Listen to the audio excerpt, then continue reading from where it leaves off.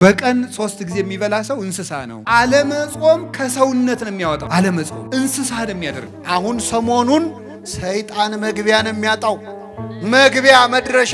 ለምን ሰው ሁሉ ይጾማላ? ከሚጾመው ሰው አፍ እሳት ይተፋበታል ይላል፣ አይኑን ይወገዋል። ስለዚህ ጾም ሲመጣ ሰይጣን መድረሻ ያጣ። ሰው ዝም ብሎ እየበላ ቁጭ የሚል ከሆነ ማሰብ አይችልም። የደም ዝውውር የሞቀ ነው። እንደዚያ ባለ ቁጥር ደግሞ ዝሙት ይሰለጥንበታል። የሚያስበው ምኞቱን ብቻ። ለምንድነው ጾም የምንጾመው ነው? ስለዚህ ጌታ በልቶልናል አንበላም ለምን አይደል? ጌታ እንቅልፍ ተኝቷል አልተኛም? ተኝቷል አይደል? እዚያ ጀልባ ውስጥ ተኝቶ አልነበረ? ተኝቷል። ስለዚህ ጌታ ተኝቶልናል ብለው ለምን አይተውት? ምግቧን ብቻ ነው እንደ መርጠው ጌታ በልቶልኛል ጾሞልኛል የሚቆጥር ማሽን እዚህ ቢገጠም ከሌሊት ከተፈሲ ማርያም አንስቶ ቅዳሴ ተቀድሶ እስኪወጣ የክርስቶስ ስም ስንቴ እንደሚጠራ ቢቆጠር እኛን የሚበልጠን። ትጠራዋለች ክርስቶስ ስሙን ታቦቷ ላይ ጽፋ ትሰግድለታለች። ይሄ ብቻ ግን አልበቃት። በእግርም በግብርም ነው የምትከተለው ክርስቶስን። ክርስቶስ ጾሟል፣ ትጾማለች፣ ጸልየዋል፣ ትጸልያለች። በረሃ ላይ ወጥቶ ብቻውን ሲጸልይ ነበረ። በረሃ ላይ ያሉ መናኞች አሏት ቤተ ጾም ሰውነት ነው። ሰው መሆን ከፈለጋችሁ ጾሙ። አውሬ መሆን ከፈለግ ብላ አይረሳ። እንስሳ መሆን ከፈለግ እንዴ እባብ እንኳን እኮ ይጾማል። በቀን 3 ጊዜ የሚበላ ሰው እንስሳ ነው። በቀን 2 ጊዜ የሚበላ ሰው ሰው ነው። በቀን 1 ጊዜ የሚበላ ሰው ደግሞ መልአክ ነው ይላል። በአብይ ጾም ያልበረታ መቼም አትበረታ። እስቲ በዚህ ጾም የትኛውን ችግር ልትፈቱ አሰባችሁ? የትኛውን ቁስል ልትሽሩ አሰባችሁ? የትኛውን ሱስ ልትላቀቁ አሰባችሁ?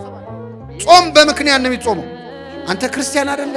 ቤተ ክርስቲያን ሁሌ ትሳለም የለ፣ ትጸልይ የለ፣ ታስቀድስ የለ፣ ትቆርብ የለ። ለምን ይርባሃል? እስቲ የእግዚአብሔር ልጅ ከሆንክ ለምን ትቸገራለህ? ይሄ የሰይጣን አስተሳሰብ። እስከ 9 እንጾማለን። ስጋ እንበላም፣ የሰው ስጋ ግን እንበላለን። ሰው ግን እናማለን። ሐሜት አያርግብኝ እንጂ ብለን እናማለን። እኔ ለማማት ብዬ አይደለም ብለን እናማለን። እስቲ በዚህ ጾም የትኛውን ችግር ልትፈቱ አሰባችሁ?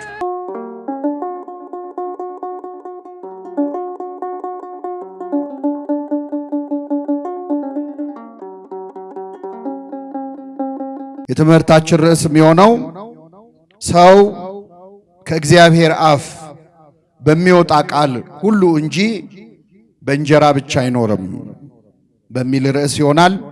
ለአባቶቻችን ለነቢያት፣ ለአባቶቻችን ለሐዋርያት፣ ለአባቶቻችን ለሐዋርያውያን አበው ለሊቃውንት በጉባኤያቸው ተገኝቶ ምስጢሩን ጥበቡን ገልጦ ያስተማረ አምላካችን እኛንም በቸርነቱ እንዲያስተምረን፣ እንዲመክረን፣ እንዲገስጸን የእርሱ ቅዱስ ፈቃድ ይሁንልን።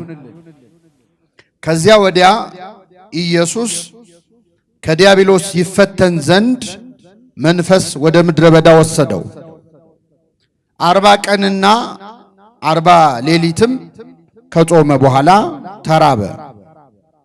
ፈታኝም ቀርቦ የእግዚአብሔር ልጅ ከሆንክ እነዚህ ድንጋዮች እንጀራ እንዲሆኑ በል አለው።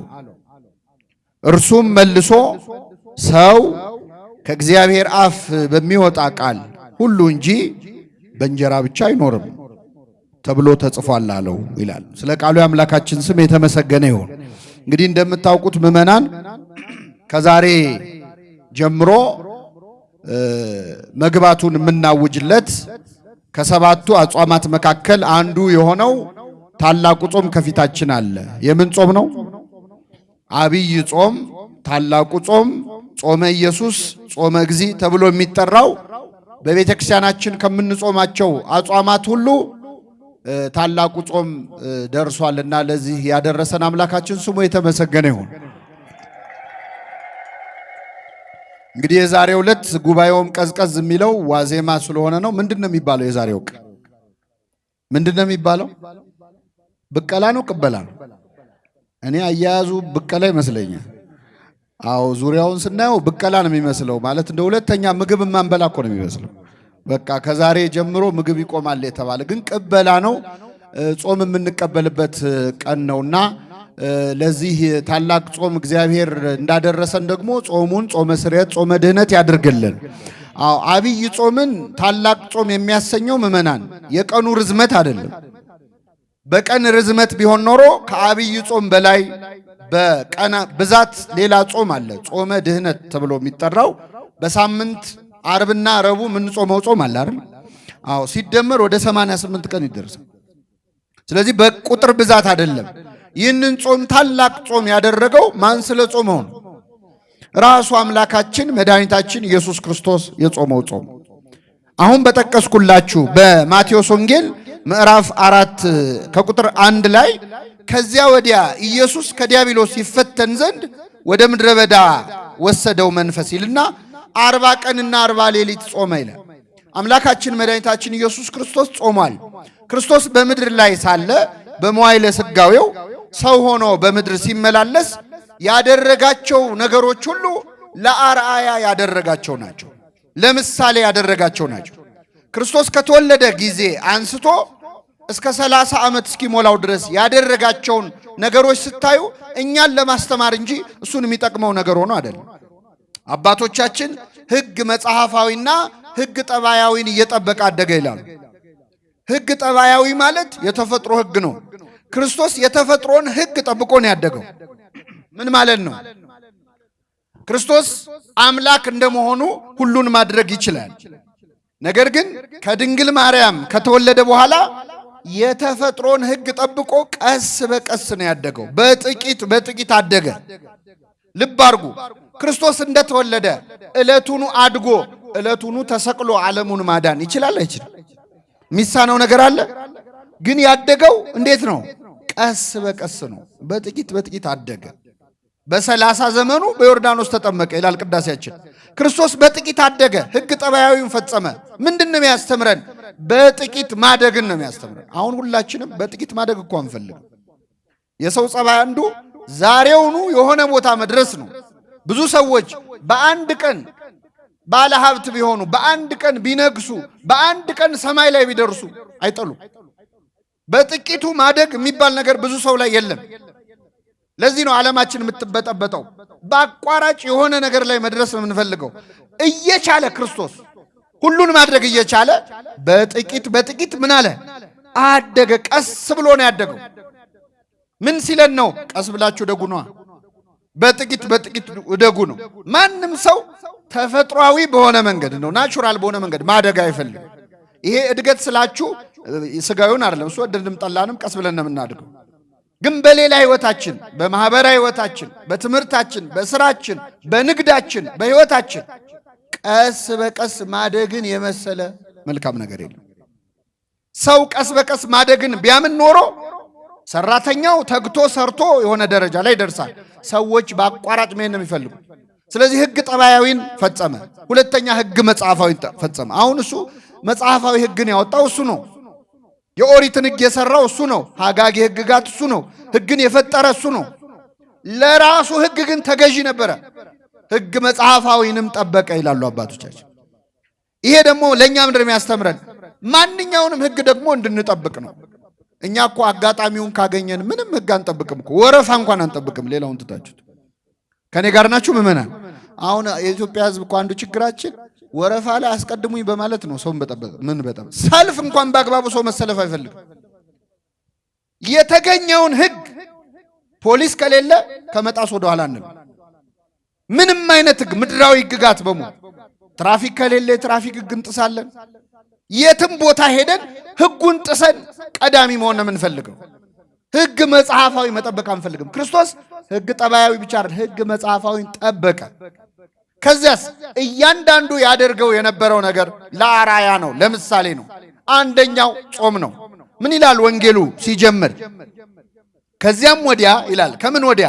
ከተጠመቀ በኋላ ክርስቶስ በባሪያው በዮሐንስ እጅ በትሕትና በዮርዳኖስ ወንዝ ወርዶ ከተጠመቀ በኋላ ከዲያብሎስ ይፈተን ዘንድ መንፈስ ወደ ምድረ በዳ ወሰደው። እስቲ ከኔ ጋር በሉ፣ መንፈስ ወደ ምድረ በዳ ወሰደው። ምንድነው ወደ ምድረ በዳ የወሰደው? መንፈስ ነው። መንፈስ ቅዱስ ማለት ነው። ቅዱሱ የእግዚአብሔር መንፈስ ወደ ምድረ በዳ ወሰደው ይላል። ክርስቶስ ከተጠመቀ በኋላ በዲያብሎስ ይፈተን ዘንድ ይላል። ዲያብሎስ የተጠመቁ ሰዎችን ይፈትናል፣ ክርስቲያኖችን ይፈትናል። ከተጠመክ በኋላ በዲያብሎስ መፈተን አይቀርም። ቤተ ክርስቲያን ለምንድን ነው ፈተና ማያጣት፣ ሁልጊዜ መከራ ማያጣት ካላችሁ የእግዚአብሔር ቤት ስለሆነች፣ አካሉ ስለሆነች። ክርስቲያኖችስ ለምን ይፈተናሉ ካላችሁ ስለተጠመቁ ነው። ስንጠመቅ የእግዚአብሔር ልጅነት የመንፈስ ቅዱስ ጸጋ በእኛ ላይ ያድራል። ያን ጊዜ ዲያብሎስ ይፈትናል። ያላመኑትን ያልተጠመቁትን የእኛን ያህል አይፈትናቸውም። ዓለም ላይ ብትሄዱ የትም ሀገር ተሳደው መከራ የሚቀበሉት ኦርቶዶክሳውያን ናቸው። አረብ ሀገር ብትሄዱ ተለይቶ የሚገደሉት መከራ የሚቀበሉት ኦርቶዶክሳውያን ናቸው፣ ግብጾቹ ናቸው። ወደ ሩቅ ምስራቅ ብትሄዱ ኢራቅ፣ እኔ በጣም ይገርመኝ፣ ኢራቅ የሚባል ሀገር አለ። ጦርነት በነበረ ሰዓት መርጠው ሲያጠቋቸው ሲገሏቸው የነበሩት ኩርዲስታን የሚባሉ ኦርቶዶክሳውያን አሉ። እነሱን መርጠው ለምን? ሰይጣን የትክክለኛዋን ቤተክርስቲያን አድራሻ አይሳሳት። የተጠመቁትን ዲያብሎስ ይፈትናቸዋል። ለምን? ስለሚያውቅ ነዋ። የራሱን ሰዎች ግን አይፈትናቸው። ምንም መከራ አይደርስባቸው። መከራ ያለው ከክርስቶስ ጋር ላሉ ነው። አይዟችሁ በዓለም ሳላችሁ መከራ አለባችሁ፣ እኔ ግን ዓለምን አሸንፌዋለሁ ብሎ የመከራን ጽዋ ጠጥቶ ወደ እናንተ ይለፍ ብሎ ያስተላለፈልን ክርስቶስ ነው። ስለዚህ በዲያብሎስ ይፈተን ዘንድ አለ። ከተጠመቀ በኋላ መንፈስ ወደ ምድረ በዳ ወሰደው ይላል። መንፈስ ወደ ምድረ በዳ ወሰደው ሲባል ምን ማለት ነው? ለኛ ሲሆን መንፈስ ቅዱስ፣ ለጻድቃን፣ ለሰማዕታት፣ ለመናንያን፣ ለመነኮሳት ሲሆን መንፈስ ቅዱስ ወደ ገዳም መርቶ ወሰዳቸው ይባላል። ክርስቶስን ግን መንፈስ ቅዱስ መርቶ ወሰደው ሊባል አይችልም። ምክንያቱም እኔና አብ አንድ ነን እንዳለ አብ፣ ወልድ፣ መንፈስ ቅዱስ ስንት ናቸው? አንድ ናቸው። ስለዚህ መንፈስ ቅዱስ የራሱ መንፈስ ነው። በክርስቶስ ያለ መንፈስ ነው። ፈቃዱ ፍላጎቱ ወደ ገዳም አነሳሳው፣ ወደ ምድረ በዳ ወሰደው ይላል። መንፈስ ወደ ምድረ በዳ ወሰደው። እግዚአብሔር ቅዱስ መንፈሱን ከኛ አያርቅብን። መንፈስ ቅዱስ ያለበት ሰው አንድ ሰው መንፈስ ቅዱስ አለበት ወይስ የለበትም የሚለው የሚታወቀው አንዱ ወደ ገዳም የመሄድ ፍላጎት ያምረዋል። ከኔ ጋር ናችሁ ምእመናን? አሁን በዓመት ውስጥ የሆነ ሰዓት እንደው ሱባኤ የመግባት ፍላጎት ኖሯቸው አያውቅም? ያውቃል አያውቅም? ያውቃል። እንደው የሆነ ገዳም ሄጄ እንደው 7 ቀንም በቆየው እንደው 3 ቀንም በቆየው እንደው ስራ የበዛበት ሰው ደግሞ እንደው ሰንበቱን እንኳን ይችን 3ቷን ቀን ሄጄ ገዳም እንደው አረፍ ብዬ በመጣው እንላለን። በዓመት ውስጥ የቻለ 21 ቀን 14 ቀን 7 ቀን ያምረዋል። ያልቻለ ሰው እንደው 1 ቀን እንኳን እስቲ እንደው ሱባኤ በገባው ገዳም ሄጄ እርፍ ባልኩ እንዲህ እንድንል የሚያደርገን መንፈስ ቅዱስ ነው። መመና መንፈስ ቅዱስ ነው። በ40 ቀናችሁ በ80 ቀናችሁ የተሰጣችሁ ጸጋ መንፈስ ቅዱስ ወደ ገዳም ሂድ ይላል። መንፈስ ወደ ምድረ በዳ ወሰደው። ለምንድን ነው ወደ በረሃው፣ ወደ ተራራው፣ ወደ ገዳማቱ የመሳለም ፍላጎት ለምንድን ነው ያለን? መንፈስ ቅዱስ ስላለብን ነው። መንፈስ ቅዱስ የሌለበት ሰው ገዳም መሄድ ምን ያደርጋል ይላል። ገዳም በሄደ አይደለም ይላል። ተራራ በወጣ አይደለም ይላል። መንፈስ ቅዱስ ሲርቅ እንደዛ ነው። እግዚአብሔር ቅዱስ መንፈሱን ከኛ ይውሰድብን። አያችሁ፣ ክርስቶስ መንፈስ ወደ ምን ወሰደው? ወደ ምድረ በዳ ወሰደው። ሰው መንፈስ ቅዱስ ወደሱ ሲቀርብ የመጾም የመጸለይ እንግዲህ እኛ መንፈስ ቅዱስ እንዳለበት ሰው ምን ቼክ የምናደርግባቸው አሉ፣ ቼክ ሊስቶች አሉ። አንደኛው ወደ ገዳም የመሄድ ፍላጎት አለው። ሁለተኛው ሰው መንፈስ ቅዱስ ሲቀርበው ኤልሳቤጥ ያረገችውን ያረጋል። መንፈስ ቅዱስ ሞላባት። ኤልሳቤጥ ምን አለች? አንቺ ከሴቶች ተለይተሽ ምን ያልሽ ነሽ? የማኅፀንሽን ፍሬ። መንፈስ ቅዱስ ሲሞላበት ሰው ድንግል ማርያምን ያመሰግናል። የጌታዬ እናት አንቺ ወደ እኔ ልትመጪ እኔ ማነኝ ይላል። መንፈስ ቅዱስ ያለበት አይገርምም? ሰው መንፈስ ቅዱስ ሲሞላበት ድንግል ማርያምን ሲያይ እሷ ወደ እኔ ልትመጣ እኔ ማነኝ ይላል። እኔ ማነኝ ይላል። መንፈስ ቅዱስ ሲርቀውስ ድንግል ማርያም ማናት ይላል። መንፈስ ቅዱስ የራቃቸው ሰዎች ድንግል ማርያም ማናት ይላሉ። መንፈስ ቅዱስ የቀረባቸው ግን እኔ ማነኝ ይላሉ። አቤት ብዙ ነው። እኔ መንፈስ ቅዱስ እንዳለበት ሰው ማሳያ ብዙ ልነግራችሁ ይችላል። አሁን ግን ያለንበት ቃል ምን ይላል? መንፈስ ወደ ምድረ በዳ ወሰደው። አሁን ጾሙ ሲመጣ መንፈስ ቅዱስ ያደረበት ሰው ክርስቲያን እረፍት ይፈልጋል። አያችሁ፣ ማረፍ አትፈልጉም? አልተረበሽንም፣ አልተጨነቅንም፣ ሰላም እንፈልጋለን። መንፈስ ወደ ምድረ በዳ ወሰደው ሊጾም። መንፈስ ቅዱስ ለጾም ለጸሎት ያነሳሳል። አሁን ከበሮው፣ ልልታው፣ ጭብጨባው፣ ሆታው ሁሉ ጸጥ ይላል። የንስሐ መዝሙር እንሰማለን፣ በገና እንሰማለን። መንፈስ ቅዱስ የቀረበው ሰው የበገና መዝሙር ደስ ይለዋል። መንፈስ ቅዱስ የራቀውስ ምን ነው ቀዘቀዘ፣ ሞቅ አርጉት እንጂ ይላል። ግልጽ እኮ ነው። ዳዊት በሳኦል ፊት ሳኦል እርኩስ መንፈስ አስጨንቆት ነበር። ከእግዚአብሔር ዘንድ እርኩስ መንፈስ አስጨነቀው ይላል። እግዚአብሔር ሰይጣን ያሰቃየው ብሎ ፈቅዶ ማለት ነው። ሰይጣን በሳኦል ላይ መጥቶ ነፍሱን ያስጨንቀው ነበረ። ይህን ጊዜ ዳዊት የዛኔ ብላቴና ነበረ። ዳዊት በንጉሱ በሳኦል ፊት ቆሞ በገና ይደረድር ነበረ። በገና ሲደረድር ሳኦል ላይ ያለው እርኩስ መንፈስ ከሳኦል ይርቅለት ነበር፣ ይረጋጋ ነበር።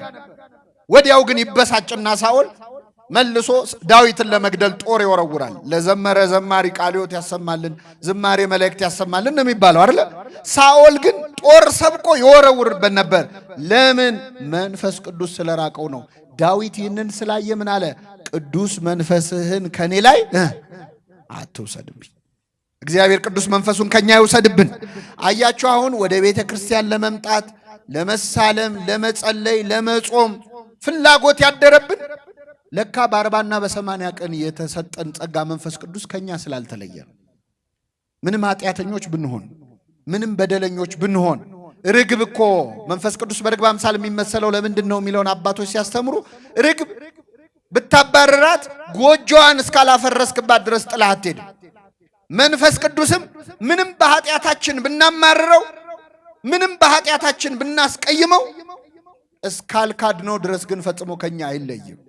ስለዚህ ምግባር ባይኖረን ሃይማኖት ስላለን፣ ተመልከቱ፣ ሕይወት ባይኖረን ዕውቀት ስላለን፣ እምነት ስላለን፣ በአብ በወልድ በመንፈስ ቅዱስ ያመነው እምነት ከኛ ስላልተለየ፣ በ40 በ80 ቀን ስለተጠመቅን መንፈስ ቅዱስ ከኛ አልተለየም። አሁን ዛሬ የመጣችሁት ምዕመናን አስተዋይ ስለሆናችሁ አይደለም፣ መንፈስ ቅዱስ ጠርቷችሁ ነው። እግዚአብሔር መንፈሱን ከኛ ያርቅብን። መንፈስ ወደ ምድረ በዳ ወሰደ ይላል። ክርስቶስ ሊጾም 40 ቀንና 40 ሌሊት ሊጾም ወደ ገዳመ ቆሮንቶስ ኢያሪኮ ወደሚገኘው በረሃ ሄደ። ለ40 ቀንና ለ40 ሌሊት ጾመ ይላል። ክርስቶስ የጾመው ምዕመናን ለስንት ቀን ነው? ለ40 ቀንና ለ40 ሌሊት ያለማቋረጥ ማለት 40 ቀንና 40 ሌሊት ነው ክርስቶስ የጾመው። ከዚያም በላይ ልጾም ቢል ይችላል አይችልም? ይችላል። ግን ከዚያ በላይ ቢጾም ሰው አልሆነም ማለት ነው፣ አምላክ ብቻ ነው የሚሉ መናፍቃን መንገድ እንዳይከፍትላቸው ሰዎች ሆነው የጾሙትን ሌሎች ነቢያት የጾሙትን ቀን መርጦ ለ40 ቀንና ለ40 ሌሊት ጾመ። ከሱ በፊት ሙሴ 40 ቀንና 40 ሌሊት ጾሟል። ኤልያስ 40 ቀንና 40 ሌሊት ጾመዋል ነቢያቱ። ስለዚህ ያንን ቀን መርጦ ክርስቶስ ለ40 ቀንና ለ40 ሌሊት አምላከ ነቢያት ሆኖ ሳለ የነቢያቱን አሰረ ፍኖት የነቢያቱን አራያ ተከትሎ ለ40 ቀንና ለ40 ሌሊት ጾመ። ከዛ በኋላ ተራበ ነው የሚለው። 40 ቀንና 40 ሌሊት ግን መጾም እንዴት ለሰው ይቻለዋል? ከኔ ጋር ናችሁ ምዕመናን? አሁን አንዳንድ ሰው ክርስቶስ 40 ቀን ነው የጾመው እኛ 55 ቀን ለምን ጾማለን ይላል። እኛ ቀድሞ ከፊትና ከኋላ ያሉት አጽዋማት ሌላ ስለሆኑ ነው። ሌላም ብዙ ምክንያት አለ፣ ግን እሱን አይደለም እኔ የማነሳላችሁ። አሁን እውነት 40 ቀንና 40 ሌሊት ጾሙ ብትባሉ ትችላላችሁ? እየሰማችሁ ነው? እስቲ ያለማቋረጥ 40 ቀን ጾሙ ብትባሉ ትችላላችሁ? አንድ ልጅ ሞክሮታል፣ ይገርማችኋል። አንድ ልጅ ወደ ገዳም ሄደ እንዲህ አብይ ጾም ላይ እስቲ ልጹም ገዳም ላሳልፍ ብሎ መንፈስ ወደ ምድረ በዳ ወስዶት መንፈስ ቅዱስ መርቶት፣ ያው መቼስ ሰይጣን አይመራውም፣ ሄደና ወደ ገዳሙ ገብቶ አባቶችን ምን አላቸው? እኔ በደንብ ተዘጋጅቼ አስቤበት ነው የመጣሁት፣ እምጾመው ለ40 ቀንና ለ40 ሌሊት ነው አለ። ኧረ ተው ግድ የለህም እንዲህ ያለ ነገር ተው አሉት። አልሰማም።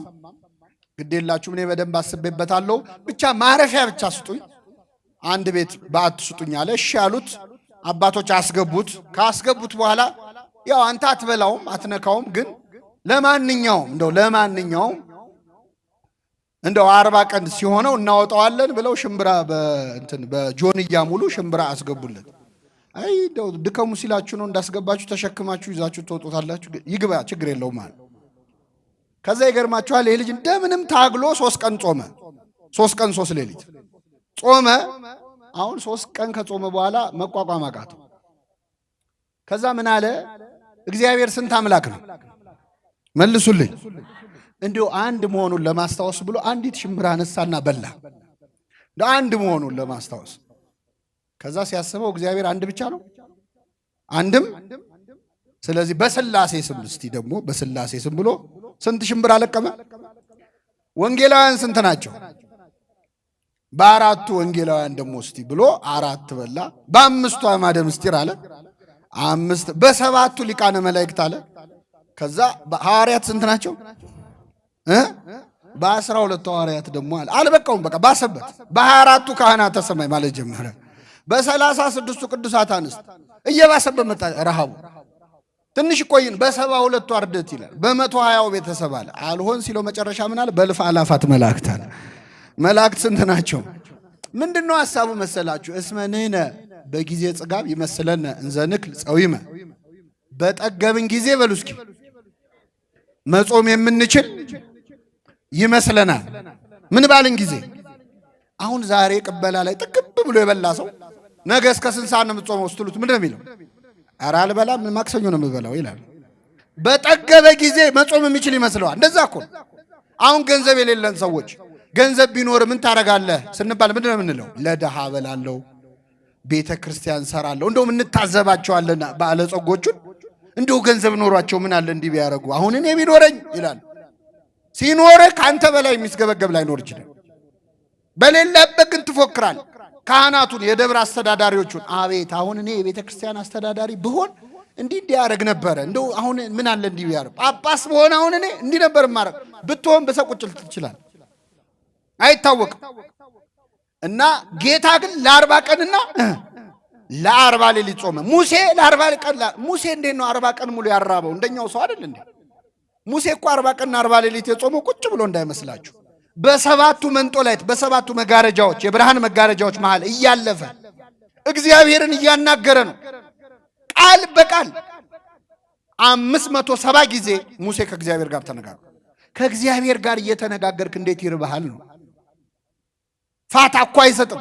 አሁን ቅዳሴ እያስቀደሳችሁ ቅዳሴ መሃል ላይ አይርባችሁም እኮ ለዛች ቅጽበት። እኛም እናውቀዋለን እኮ መንፈሳዊ ተመስጦ ስትሆን ከእግዚአብሔር ጋር ስትተሳሰብ የነገረ መለኮት ሰዎች ፈንዳሜንታል አታችመንት ወይም ሲሪዮሲስ ይሉታል።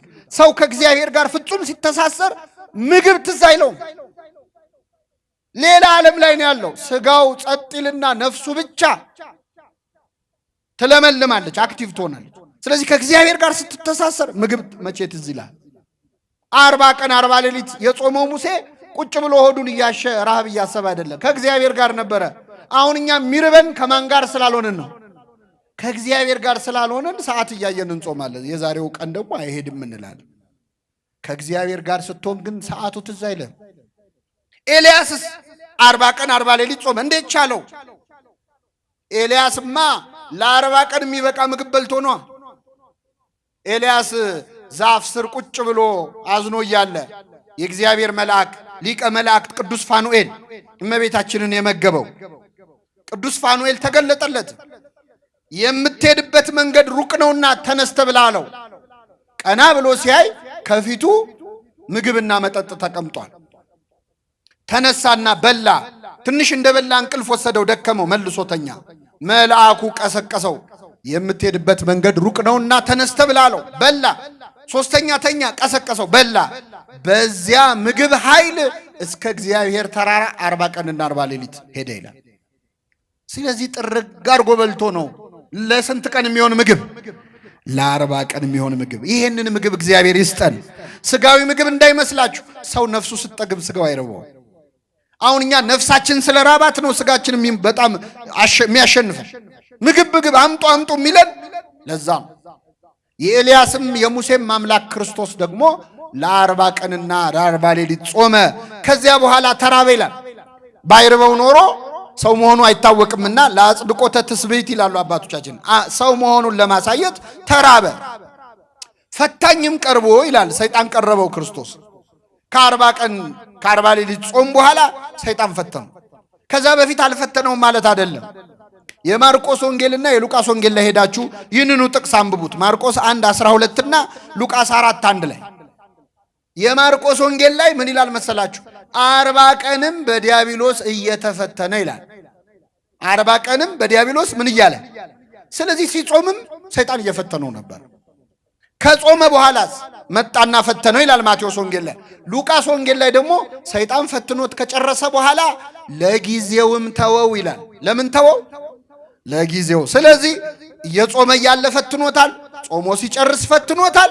ከዛ በኋላም አልተወውም። ለጊዜው ነው የተወው። ሰይጣን ለጊዜው ነው የሚተወን። በነገራችን ፈትኖ ፈትኖ ፈትኖ ድል ስትነሳው እስቲ ሌላ ደግሞ ስልት ልቀይር ብሎ ይሄዳል እንጂ ሰይጣን እኛን ከመፈተን አያውቁም። ስለዚህ በዲያብሎስ ሊፈተን ቀረበ። ሰይጣን ፈታኝ ቀረበው ይላል። ምን አለው? የእግዚአብሔር ልጅ ከሆንክ እነዚህ ድንጋዮች እንጀራ እንዲሆኑ በላሉ ይላል። በጣም ይገርማል። እስቲ በሉ የእግዚአብሔር ልጅ ከሆንክ እነዚህ ድንጋዮች እንጀራ እንዲሆኑ በል። የማን ልጅ ከሆንክ? የእግዚአብሔር ልጅ ከሆንክ። እዚህ ላይ ምናልባት አሁን ሰይጣን ዲያብሎስ ክርስቶስን ፈተነው ሲባል እንዴት ክርስቶስን እንዴት ደፍሮ ሊፈትነው ይችላል ብላችሁ አስባችሁ አታውቁ? እናስባለን። ሰይጣን መስቀል ይፈራል አይፈራም? ይፈራል አይደል? ጠበል ይፈራል አይፈራም? ክርስቶስንስ አይፈራም? ይፈራል አይፈራም? መስቀልን የሚፈራው ማን ተሰቅሎበታል ብሎ ነው? ክርስቶስ አይደለ? ጠበልን የሚፈራው ማን ባርኮታል ብሎ ነው? ታዲያ ክርስቶስን እንዴት ቀርቦ አናገረው? እንዴት አናገረው? ደግሞ ማናገር መሰላችሁ? ና ይህንን ድንጋይ ዳቦ አድርግ፣ ና እዚህ ላይ ላውጣህና ተራራ ላይ ከዚህ ተወርወር፣ ና ይህንን ልስጥህ እያለው ነው። እንደው ሰይጣን እንደዚህ አይነት ድፍረት፣ እሱስ ደፋር ነው፣ ግን እንዴት ቻለው? የሚጠይቀውስ ጥያቄ እንዴት ነው ካላችሁ፣ እኔ ባጭሩ ልንገራችሁ። ሰይጣን ክርስቶስን ሲፈትነው ክርስቶስ የእግዚአብሔር ልጅ መሆኑን አላወቀም። አምላክ መሆኑን ገና አላወቀም። ይህን ካላወቃችሁ ይሄ ታሪክ ግራ ያጋባችሁ።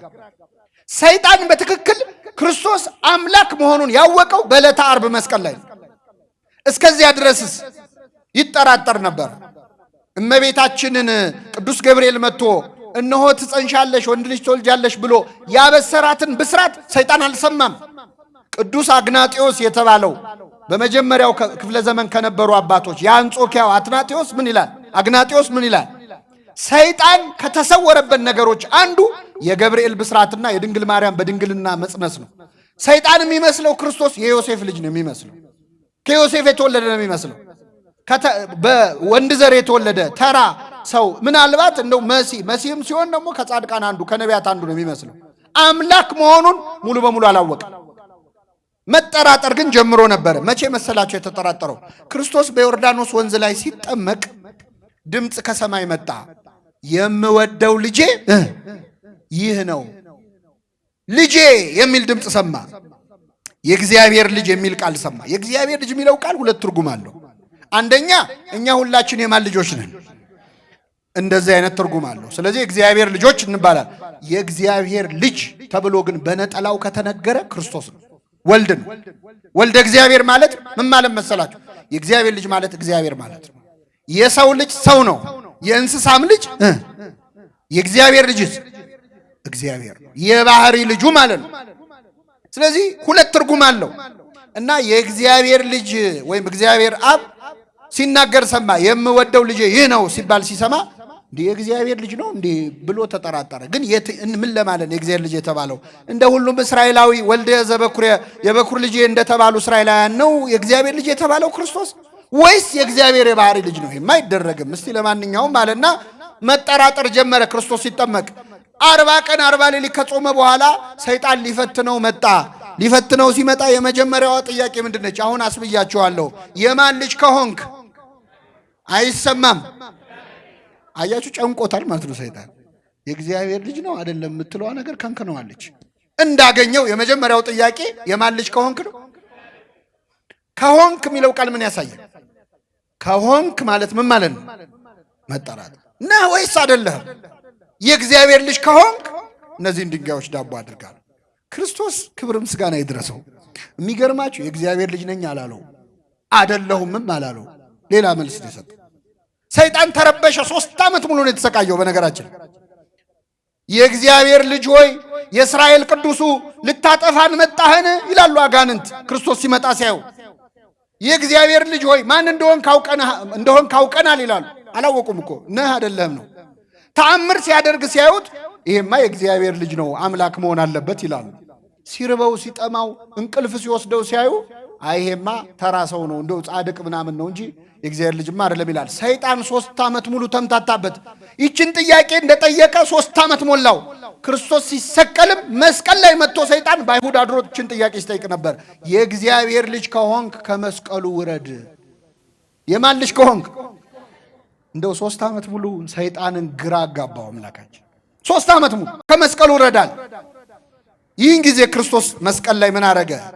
አምላኬ አምላኬ ነጽረኒ ወለምን ታደገኒ፣ አምላኬ አምላኬ ተመልከተኝ ለምን ተውከኝ ብሎ ጮኸ ክርስቶስ።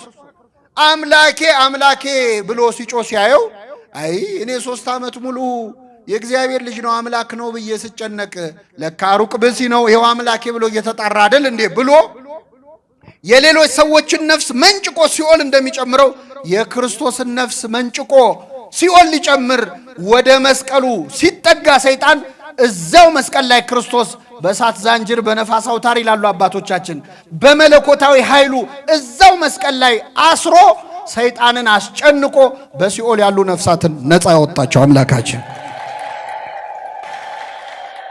እዛው መስቀል ላይ ተመልከቱ። ሰው አስቀድሞ ኃይለኛውን ሳያስር የኃይለኛውን ቤት ሊበዘብዝ ይችላልን? ይላል የማቴዎስ ወንጌል ምዕራፍ 12 ላይ ኃይለኛውን ዲያብሎስ መስቀል ላይ አስሮ በሲኦል ያሉ ነፍሳትን ነፃ አወጣቸው። የሚገርመው መዝሙር 21 ላይ ነው ክርስቶስ አምላኬ አምላኬ ለምን ተውከኝ ያለው መዝሙር አለ። ከዛ ወረድ ብላችሁ ስታነቡት እኔ ግን ትል ነኝ ሰውም አይደለሁም ይላል። እኔ ግን ምንድን ነኝ? ትል የተባለ የክርስቶስ ሥጋው። ትልን አሳ አጥማጆች ምን ያደርጉታል? አሳ ማጥመድ ሲፈልጉ በመጀመሪያ አምጥተው ወደ ባህሩ ያቀርቡታል። መረቡን ሳይሆን ትሉን አይቶ አሳው ሊበላ ሲመጣ በመረቡ ምን ይሉታል? ያጠምዱታል። እኔ ግን ትል ነኝ ሰውም አይደለሁም ያለው ክርስቶስ ለዚህ ነው። ትል የተባለ ትስብእቱ ነው፣ ሥጋው ነው። ማጥመጃ መቃጥን የተባለው ማጥመጃ መረብ መቃጥን የተባለው መስቀል ነው። መረብ የተባለው መለኮቱ ነው። ሰይጣን እንደ ሥጋዊ እንደ ሩቅ ብእሲ አይቶ ሊወስደው ሲመጣ በመለኮቱ አስጨንቆ ነፍሳትን ነፃ አውጥቷል። ስለዚህ ሰይጣን ክርስቶስን አላወቀውም። ቢያውቁት ኖሮ አጋንንት የክብርን ጌታ ባልሰቀሉት ነበር ይላል። ከዚህ ዓለም ገዢዎች ከአጋንንት አንድም አላወቀውም። ቢያውቁት ኖሮ የክብርን ጌታ ምን ባላሉት። አሁን ወደ ጥቅሱ ልመልሳችሁ። ስለዚህ ክርስቶስን አላወቀውም። የእግዚአብሔር ልጅ ከሆንክ እነዚህን ድንጋዮች ምን አድርጋለሁ? ዳቦ። የማን ልጅ ከሆንክ? ይኸውላችሁ ሰይጣን አንዱ አስተሳሰቡ የእግዚአብሔር ልጅ የሆነ ሁሉ አይርበውም አይጠማውም የሚል አስተሳሰብ አለ። የእግዚአብሔር ልጅ ከሆንክ ለምን ይርበሃል? የእግዚአብሔር ልጅ ከሆንክ ለምን ይጠማሃል? ለምን ትቸገራለህ? እኛንም እኮ እንዲህ ይለናል። አንቺ ክርስቲያን አይደለሽ? አንተ ክርስቲያን አይደለህ? ቤተ ክርስቲያን ሁሌ ትሳለም የለ ትጸልይ የለ ታስቀድስ የለ ትቆርብ የለ ለምን ይርበሃል? እስቲ የእግዚአብሔር ልጅ ከሆንክ ለምን ትቸገራለህ? ይሄ የሰይጣን አስተሳሰብ። እኛ ራበንም ጠማንም አጣንም አገኘንም የማን ልጆች ነን? የእግዚአብሔር ልጆች። ኪሳችን ውስጥ ባለው ገንዘብ አይደለም የእግዚአብሔርን አባትነት የምንለቀው። አንዳንድ ሰዎች ገንዘብ ሲያገኙ ባረከኝ ይላሉ። ገንዘብ የሌለው ሰው የተረገመ ነው እንዴ? ብናገኝም ብናጣም ብንበላም ብንራብም የማን ልጆች ነን? የእግዚአብሔር ልጆች ነን። ተመልከቱ። ከጥቅማችን ጋር እናያይዘው። እንዲህ ካሰብክ እግዚአብሔርን አባትነቱን አላመንክም ማለት ነው። ቢያጣም ቢያገኝም አባት ነው አይደለም? ነው አይደለም? ጥሩም ቢሆን መጥፎም ቢሆን አባት ነው በሥጋ በመንፈሳዊውም ምእመናን። እንዲህ ከሆንክ ለምን ትቸገራለህ? ሰይጣን ይፈትናቸዋል። አሁን እንደዚህ ይመጣና ሰይጣን እንግዲህ ሁሌ እባብ እየሆነ አይመጣም። ይህን መጠበቅ አለባቸው። ስልት ይቀይራል። የተነቃ ነገር አይደግምም አይደለ? ሁሌ እባብ አይሆንም። ወደኛ ሲመጣ በጓደኞቻችን ይመጣል፣ በዘመዶቻችን ይመጣል። አሁን አንቺ እንደው በእውነት እግዚአብሔርን ሕግ እየጠበቅሽ እንዲህ ቤተ ክርስቲያን እየተመላለሽ እየጾምክ እየጸለይክ እያስቀደስክ እየቆረብክ አሁን እንዲህ መሆን ነበረብህ እንደው እግዚአብሔር እኮ እንደው ብሎ ከእግዚአብሔር ያጣላናል። ሰይጣን ነው ከነዚህ ሰዎች ጋር ሆኖ እየተናገረ ያለ። እኛ የሰለስቱ ደቂቅ እምነት ነው ያለን። የምናመልከው አምላክ ከሚነደው እሳት ሊያድነን ይችላል። ባያድነንም ግን ላቆምከው ምስል አንሰግድም። ባያድነንም ተመልከቱ፣ እኛን ስላላዳነን አዳኝ አይደለም እንዳትላል። እውነተኛ እምነት ማለት ኮንዲሽናል የሆነ ነገሮች ሲመቻቹልህ እግዚአብሔር አለ፣ ነገር ሲበላሽብህ በዙፋን የለህም የምትል ከሆነ አንተ በእግዚአብሔር አታምንም። ስለዚህ ክርስቶስን መጥቶ የእግዚአብሔር ልጅ ከሆንክ ድንጋዩን ዳቦ አድርጋል። አንድ በሉ። ሁለተኛ የእግዚአብሔር ልጅ ከሆንክ እነዚህን ድንጋዮች ዳቦ አድርግ። እስኪ በሉ እነዚህን ድንጋዮች ዳቦ አድርግ። እስቲ ለራበው ሰው አንድ ተለቅ ያለ ድንጋይ ዳቦ ቢሆን ይበቃዋል አይበቃውም? ይበቃዋል አይበቃውም? አንድ ትልቅ ድንጋይ አይበቃው? አይበቃችሁም እንዴ? ርቧችኋል መሰለኝ። ይበቃዋል አይበቃውም? እንደው ግዴለ ይሄንን አትሮንስ የሚያህል ድንጋይ አይበቃው? ለራበውስ ይበቃዋል? ያው ይበቃዋል እንዴ። ይህን የሚያህል ዳቦ ከበላችሁማ በእውነት ጸበል ተጠበቁ አይደል? ይሄማ ሌላ መንፈስ አለ ማለት ነው ውስጣችሁ። እችን አትሮንስ የሚያህል ድንጋይ ዳቦ ቢሆን ይበቃል አይበቃል? ይበቃል። ሰይጣን ግን ይችን ድንጋይ ወይም ያንን ድንጋይ ዳቦ አድርጋል አይደለም ያለ፣ እነዚህን ድንጋዮች ዳቦ አድርግ ነው። ስስት የሚያስተምረው ሰይጣን አያችሁ። እነዚህን ድንጋዮች መካከለኛው ምስራቅ እኮ ድንጋይ ነው የሚበዛው፣ እንደው አገሩን ዳቦ አድርገው ማለት ነው ባጭሩ። ሰይጣን ሌላው የእግዚአብሔር ልጅነትህን ከጥቅም ጋር እንድታያይዝ ያስተምርሃል። አንድ ሁለተኛ ስግብግብ እንድትሆን ያስተምራል። ከሚበቃህ በላይ እንድትመኝ ያስተምራል። እነዚህን ሁሉ ድንጋዮች ዳቦ አድርገህ መብላት እንዲያምር። ዓለማችን ላይ አሁን የዓለም ሕዝብ አብዛኛው ይራባል፣ ይቸገራል፣ በድርቅ በረሃብ በጦርነት ይሰቃያል። ተንደላቀው የሚኖሩ ደግሞ ከ1000 በታች የሆኑ ጥቂት ሰዎች አሉ። የዓለም ሀብት እነሱ ኪስ ላይ ነው ያለው፣ በጥቂቶች እጅ ነው ያለው። ቢበተን እኮ ለዓለም ይበቃል፣ ግን ስግብግቦች ናቸው። ለምን? እነዚህን ድንጋዮች ዳቦ አድርጎ መብላት ውስጣቸው ስላለ። ብዙ ሀብት ኖሯቸው አሁንም መጨመር ነው የሚፈልጉት። ያለው የበለጠ ማግኘት ይፈልጋል። ብዙ የተቸገራል አይልም። ይሄ የሰይጣን አስተሳሰብ ነው፣ ስስት ማለት ነው።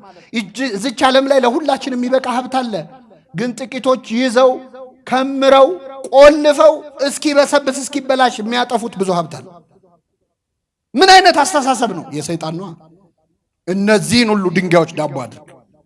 ሌላው ድንጋይ ዳቦ ማድረግ ተአምር ነው፣ መንፈሳዊ ኃይል ነው፣ መንፈሳዊ ጸጋ ነው።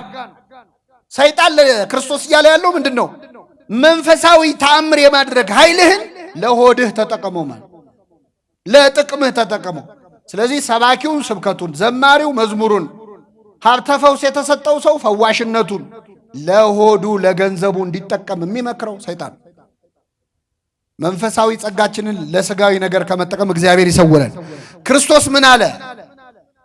እነዚህን ድንጋዮች ዳቦ አድርግና ብላ ሲለው ሰው ከእግዚአብሔር አፍ በሚወጣ ቃል ሁሉ እንጂ በምን ብቻ አይኖርም? በእንጀራ ብቻ አይኖርም አለ። ርዕሳችን ይሄ ነው። ሰው ከእግዚአብሔር አፍ በሚወጣ ቃል ሁሉ እንጂ በእንጀራ ብቻ አይኖርም ማለት ምን ማለት ነው? ብዙ ትርጉም አለው። አንዱ ግን ጾም ነው። ሰው በምግብ ብቻ አይደለም በጾምም ጭምር ነው የሚኖረው ነው ያለው ክርስቶስ። ለምን? ሰው ከእግዚአብሔር አፍ በሚወጣ ቃል የተባለች ጾም ናት። ጾሙ አትብሉ የሚል ትእዛዝ የተናገረው ማን ነው? በነገራችን ላይ መጽሐፍ ቅዱስ ላይ 10ቱ ትእዛዛት ከመጻፋቸው በፊት አትስረቅ፣ አትግደል፣ ከኔ በቀር ሌላ አምላክ አታምልክ የሚለው ከመጻፉ በፊት እግዚአብሔር ለመጀመሪያ ጊዜ የተናገረው ሕግ ጾም ነው። ይህንን ዕፀ በለስ ምን አትበሉ አትብሉ ማለት ከዕፀ በለስ ጹሙ ማለት ነው። የመጀመሪያይቱ ሕግ ከእግዚአብሔር አፍ የወጣች ቃል ጾም ነች። ሰው ከእግዚአብሔር አፍ በሚወጣው ቃል በጾም ጭምር ነው እንጂ በእንጀራ ብቻ አይኖርም። በእንጀራ አይኖርም አይደለም ያለው ክርስቶስ። በምን አይኖርም? ብቻ አይኖርም። እንጀራ ብቻውን ሊያኖር ይችላል። እንጀራ ግን ያስፈልጋል አያስፈልግም? ያስፈልጋል። እንጀራ ያስፈልጋል ለመቆም። ግን በእንጀራ ብቻ አይኖርም። አንተ እንደሚመስል እኮ ምግብ ማለት የሚበላው ብቻ አይደለም። ሌላ የማይበላ የሚመስልህ ግን መንፈሳዊ ምግብ አለ። ሰው ስጋና ነፍስ ነው። እንጀራ ሲበላ ስጋውን ይመግባል። የእግዚአብሔርን ቃል ሲሰማ ግን ነፍሱን ይመግባል። እንጀራ ብቻ እየበላ ስጋውን እየመገበ ነፍሱን ከተዋት ስጋዊ አውሬ ይሆናል። ምክንያቱም ሁላችን ሁለት ባህሪ ነው ያለን በውስጣችን፣ ባህሪ መላካዊና ባህሪ እንስሳዊ። የእንስሳ ባህሪ ያለን ወይም ደግሞ ሰው በመሆናችን እንስሳ ሲባል እንዳይከፋቸው አደራ። 40ቱ እንስሳ ውስጥ አንዱ ሰው ነው። ስለዚህ ምንም ከእንስሳት ነው የምንመደበው። ሳይንሱም ምንድነው ሊቪንግ ቲንኪንግ አኒማል ይለናል። የሚያስብ እንስሳ ነው የምንባል። እንስሳዊ ባህሪ ያለን። እንስሳዊ ባህሪህን ብቻ የምትመግብ ከሆነ እንስሳ ትሆናል። መልአካዊ ባህሪህን ብቻ ከመገብክ መልአክ ትሆናለህ። ምድራዊ ሆነ ሰማያዊ ትሆናለህ። ሰው ነው ወይስ መልአክ ታስብላል።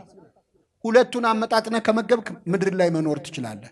ሰው ከእግዚአብሔር አፍ በሚወጣ ቃል ሁሉ እንጂ በምን ብቻ አይኖርም። ይህቺ ምግብ ጾም ነች ምዕመናን። ዛሬ የምንጀምረው ጾም ነው። ከእግዚአብሔር አፍ የወጣ ቃል ነው። ለምንድን ነው የምንጾመው? እንዴት ነው የምንጾመው? እኔ ይህችን ነገር ተናግሬ ወርዳለሁ። ለመጨረሻ ጊዜ በሉ ቃሉን። ሰው ከእግዚአብሔር አፍ በሚወጣ ቃል ሁሉ እንጂ በምን ብቻ አይኖርም? በእንጀራ ብቻ አይኖርም። ጾም በእንጀራ ብቻ እንደማይኖር ስንረዳ የምናደርገው ነገር ነው። ብዙ ሰው ጾም አይገባው፣ የጾም ጥቅም አይገባው። ምን ያህል ጾም እንደማንወድ የሚያሳየው አሁን የዛሬው ምሽት ነው። እርግጠኛ ነኝ ብዙዎቻችን ከዚህ ጉባኤ ከሄድን በኋላ እስከ ሌሊቱ 5:59 እንበላለን አይደል? ትበላላችሁ አትበሉ? እንዲህ የመጨረሻዋን አጥንት ራሱ ይዘን እየጋጠን የግድ ነው የምንላቀቀው ጾሙ ሳይገባ ብለን። ለምግብ ያለን ፍቅር ለጾም ቢኖረን እኮ እናርግ ነበር። እውነቴን እናርግ ነበር፣ እንሰወር ነበር፣ እንበቃ ነበር። ጾምን አልተረዳናትም ማለት ነው። ውስጣችን ጾምን አይፈልግም፣ ስጋችን ስላሸነፈን። አሁን ብዙ ሰው እንኳን አደረሳችሁ የሚባባለው ጾም ሲገባ ነው ሲወጣ ነው። እውነቱን እንነጋገር፣ ግድ የላችሁ። እንደው ፈገግ ብሎ እንኳን አደረሰሽ የሚለው መቼ ነው? ጾም ሲወጣ። ሲገባ የሚላለ የሚል የለም ማለት አይደለም፣ ግን ደስ ብሎት ብዙ ሰው በብሩህ ገጽ ፈገግ ብሎ እየተቃቀፈ እንኳን አደረሰ የሚለው ጾም ሲወጣ። አልገባንማ። ጾም የሥጋ ረሃብ ነው፣ የነፍስ ግን ጥጋብ ነው። በእንጀራ ብቻ አይኖርም እያለ ነው ክርስቶስ። በምግብ ብቻ አይኖርም። ክርስቶስ ራሱ እኮ ነው ያለው። ጾሙ አሳየን፣ ጹሙ አለን በተግባር። እንዲያውም ስትጾሙ እንዲያትኑ ብሎ አለፈው ጥያቄውን። ጾም ያስፈልጋል? ክርስቶስን እናምናለን እያሉ የማይጾሙ ሰዎች አሉ። እግዚአብሔር ልቡን አይስጣቸው። በጣም ይገርመኛል። አንዳንድ ሰዎች እንደውም ጌታ ጾሞልናል ስለዚህ እኛ አንጾምም ይላሉ። ጌታ ምን ብሎልናል? ጾሞልናል። አይ በጣም ጥሩ። ጌታ ጾሞልናል ብለው የማይጾሙ ከሆነ ጌታ እዚህ ምድር ላይ ያለ ምግብ በልቷል አልበላም? መልሱልኝ። በልቷል አልበላም? ስለዚህ ጌታ በልቶልናል አንበላም ለምን አይሉ? ጌታ እንቅልፍ ተኝቷል አልተኛም? ተኝቷል አይደል? እዚያ ጀልባ ውስጥ ተኝቶ አልነበረ? ተኝቷል። ስለዚህ ጌታ ተኝቶልናል ብለው ለምን አይተውት? ምግቧን ብቻ ነው እንደ መርጠው ጌታ በልቶልኛል ጾሞልኛል። ክርስቶስ ግን የጾመው ጾሙ ሲል ነው። የኛ ቤተ ክርስቲያን ክርስቶስን ስሙን እየጠራች በመጮህ ብቻ አይደል፣ በሁሉ ነገር ነው የምትከተለው። ስሙን ትጠራለች። ስሙን በመጥራት የሚያክላት የለም። የሚቆጥር ማሽን እዚህ ቢገጠም ከሌሊት ከተፈሲ ማርያም አንስቶ ቅዳሴ ተቀድሶ እስኪወጣ የክርስቶስ ስም ስንቴ እንደሚጠራ ቢቆጠር እኛን የሚበልጠን የለም። ትጠራዋለች ክርስቶስ ስሙን። ታቦቷ ላይ ጽፋ ትሰግድለታለች። ይሄ ብቻ ግን አልበቃት።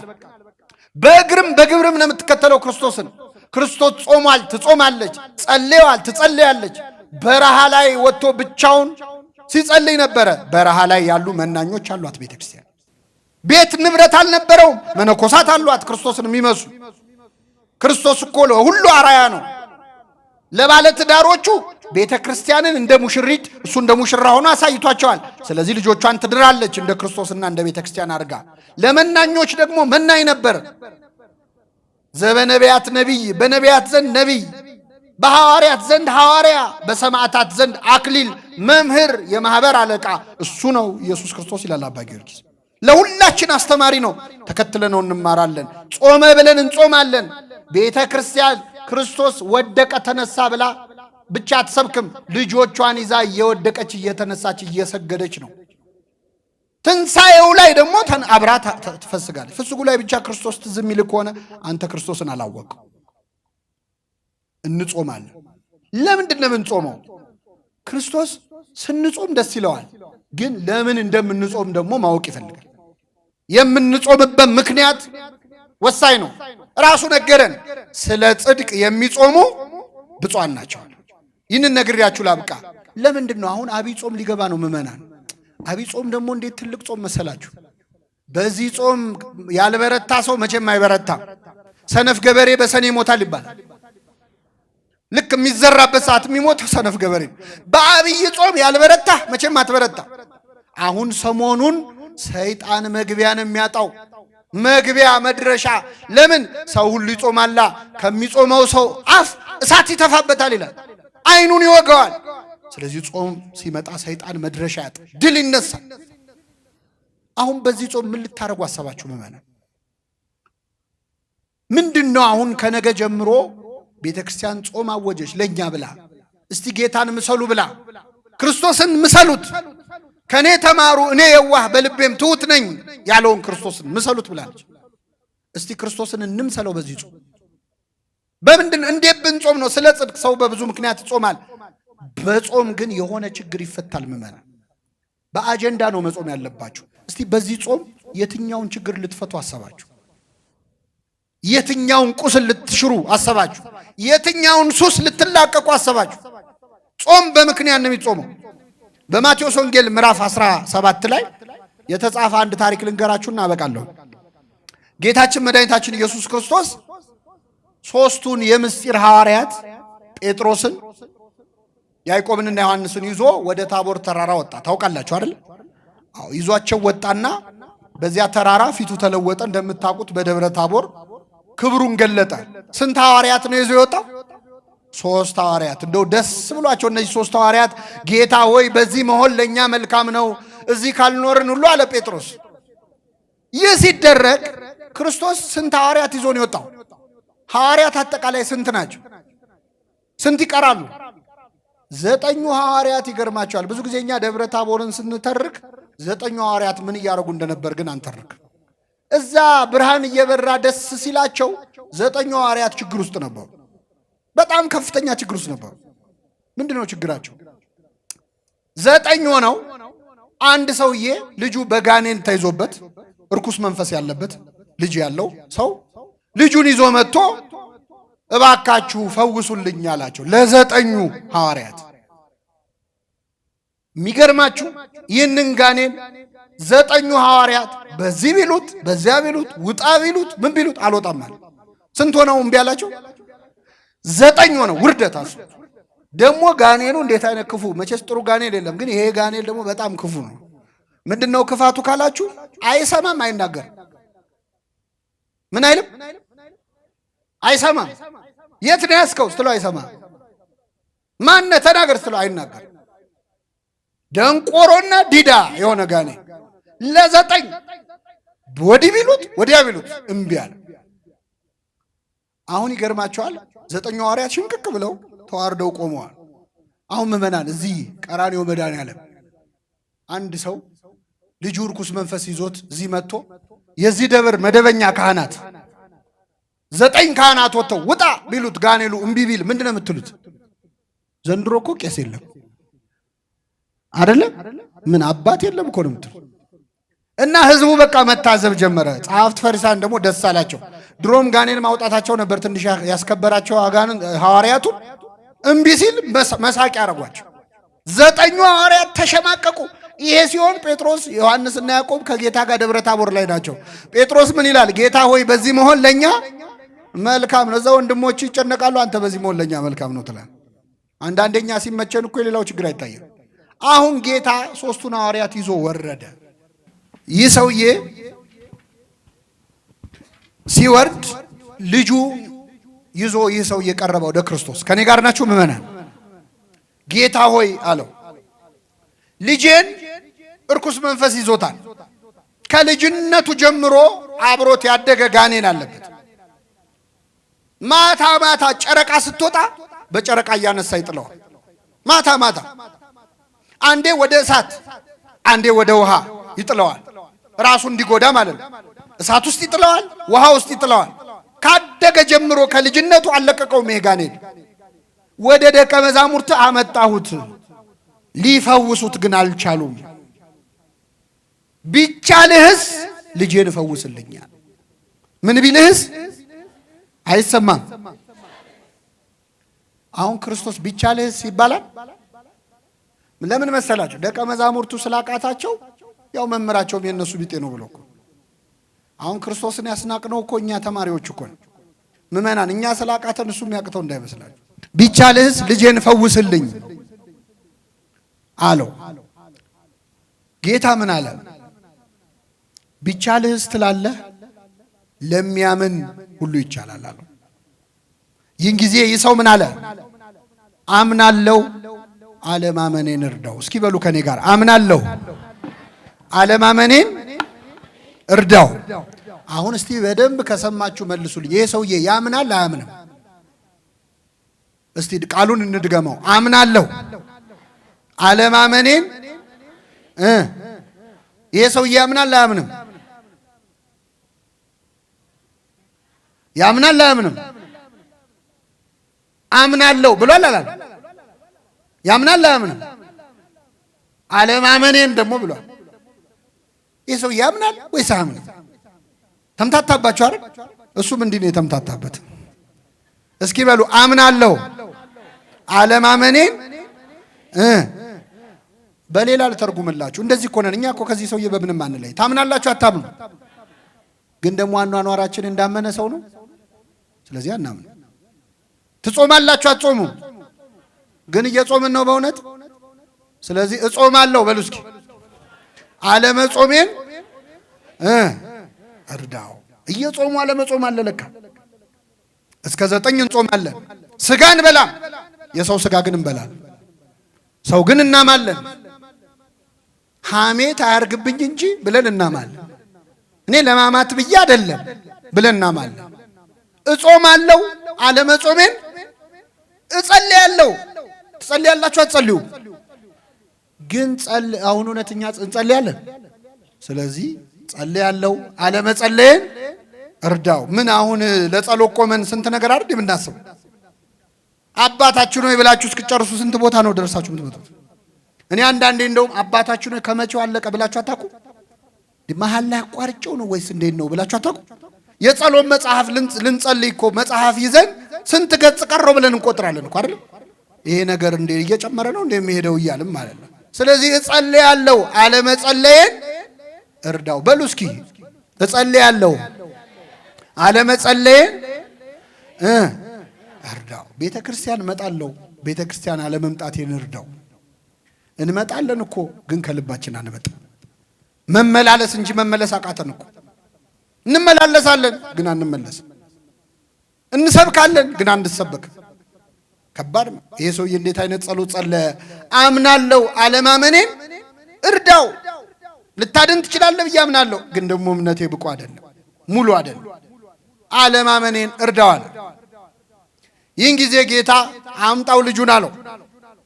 ይህንን አብሮ አደግ ጋኔል ሌሊት አንዴ ወደ እሳት አንዴ ወደ ውሃ የሚጥለው ከዚህ ልጅ አልላቀቅ ያለውን ጋኔል አምጣው አለው። አመጣለት። ውጣ አለው። ያ ጋኔል ወዲያውን ወጣ፣ ልጁም ጤነኛ ሆነ ይላል። እግዚአብሔር የተመሰገነ ይሁን።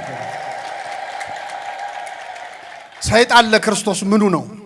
ምን ቀላል እኮ ና ሲለው ይሄዳል፣ ሂድ ሲለው ይሄዳል። ውጣ አለው፣ ወጣ።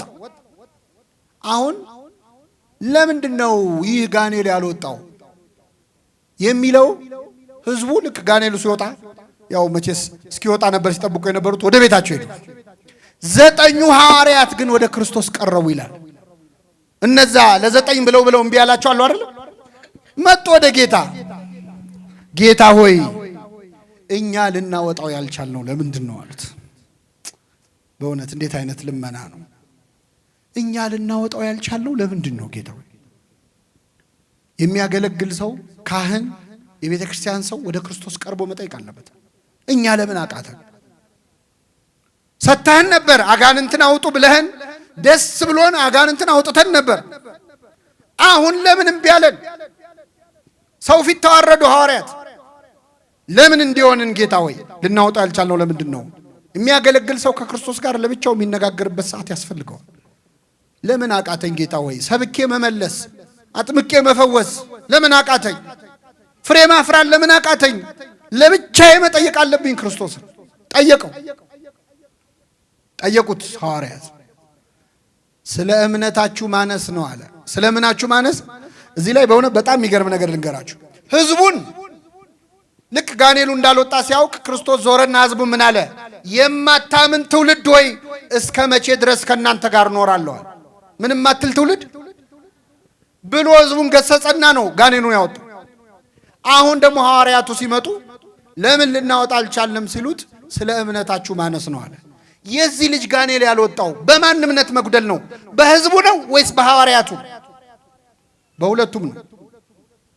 ሐዋርያቱም እምነት ስላነሳቸው ማውጣት አልቻሉ።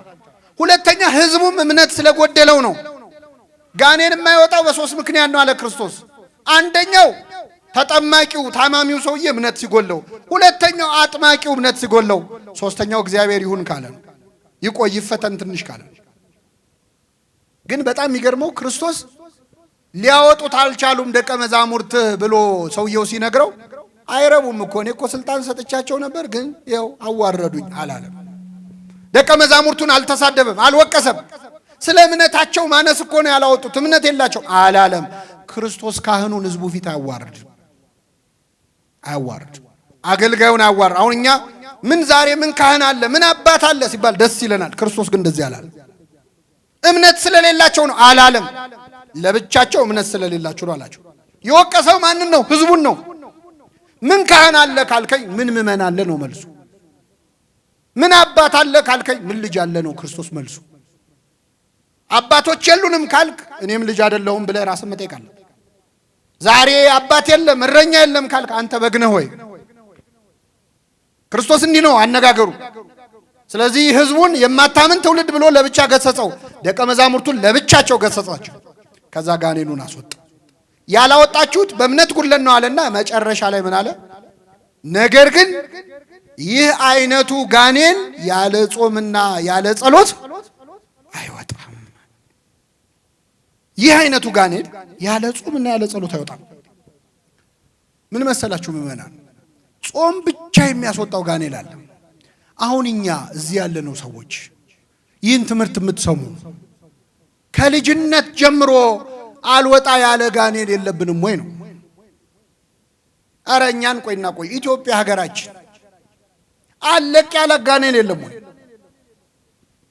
አንዴ ወደ እሳት አንዴ ወደ ውሃ ይጥለዋል አይደል? ይህንን ልጅ ሀገራችን ኢትዮጵያን አንዴ ወደ እሳት አንዴ ወደ ውሃ የሚጥላት ምንድን ነው?